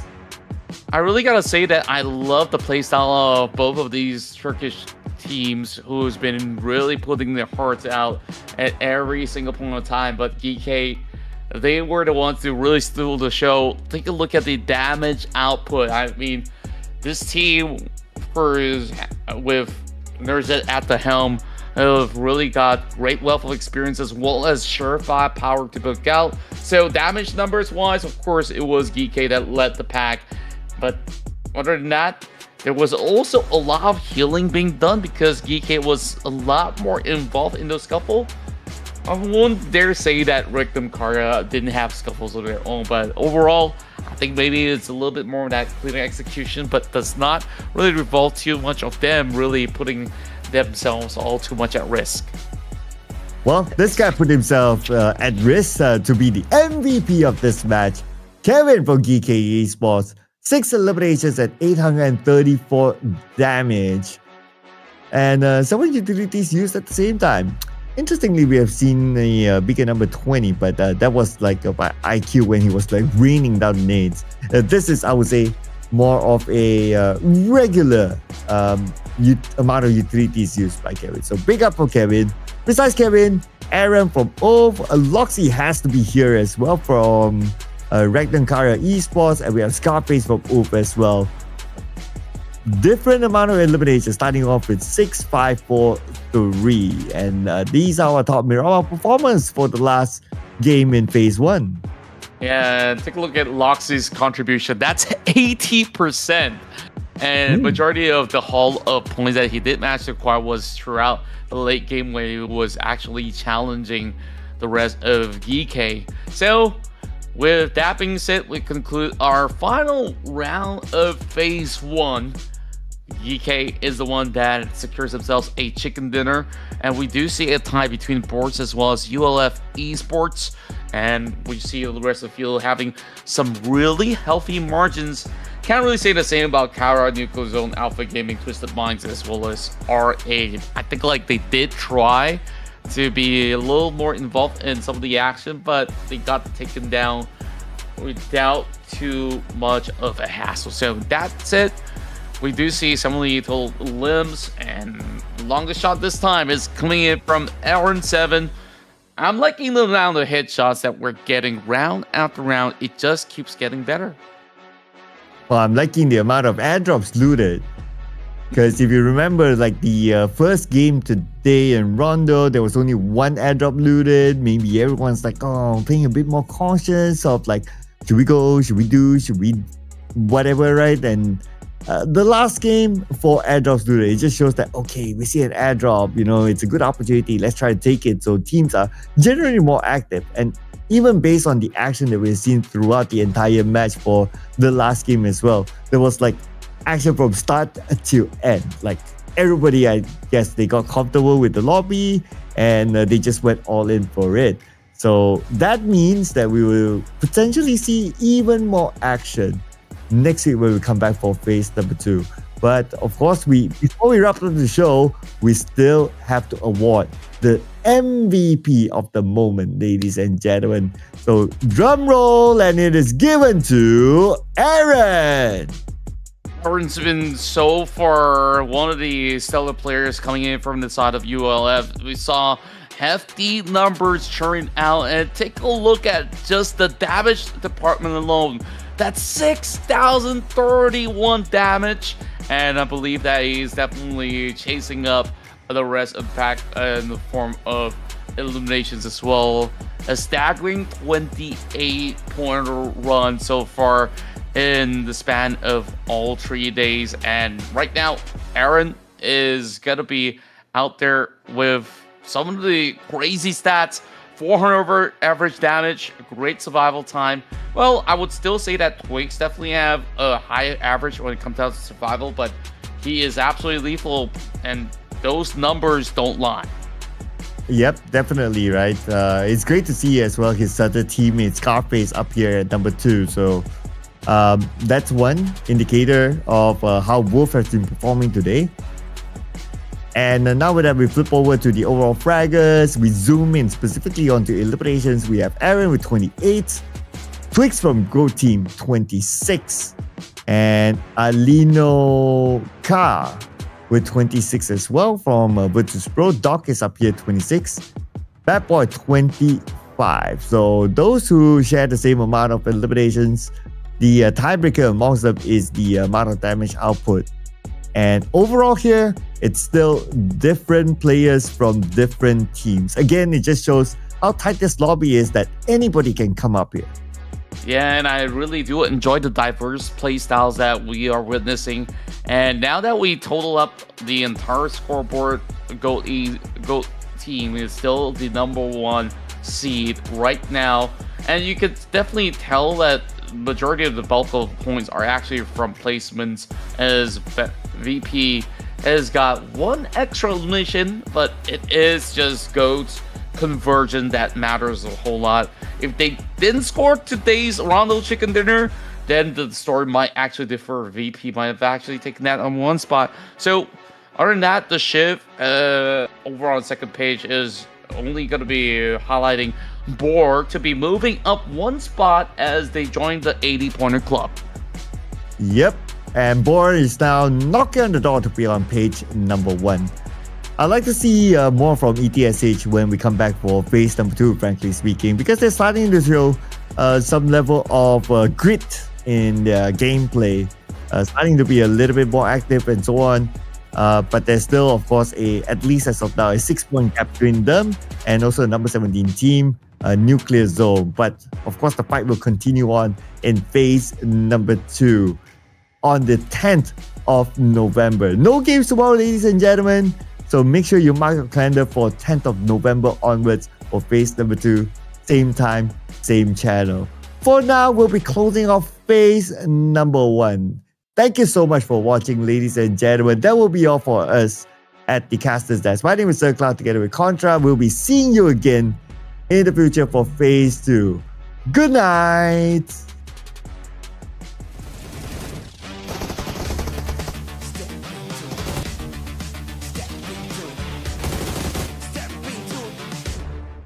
Step into the ring.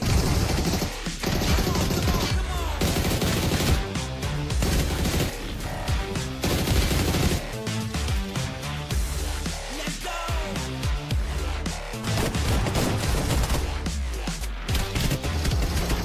Step into the ring.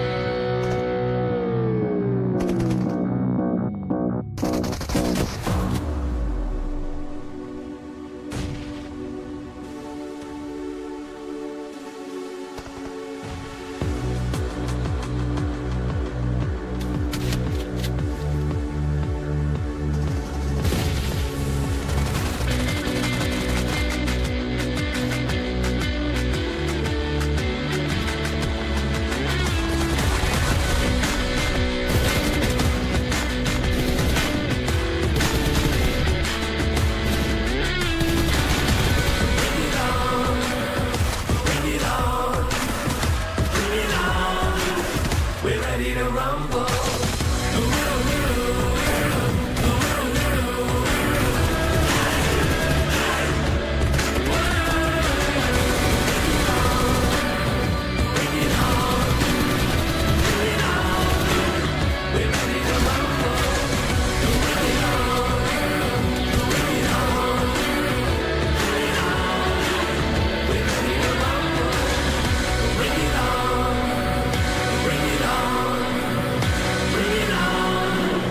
We're ready to rumble.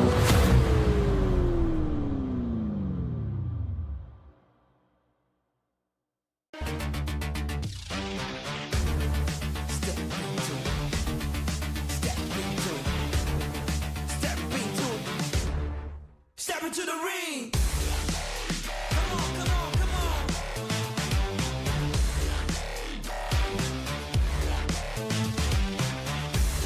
Let's go.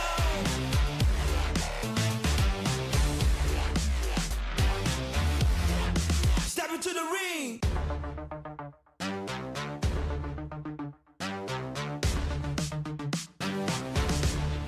Step into the ring.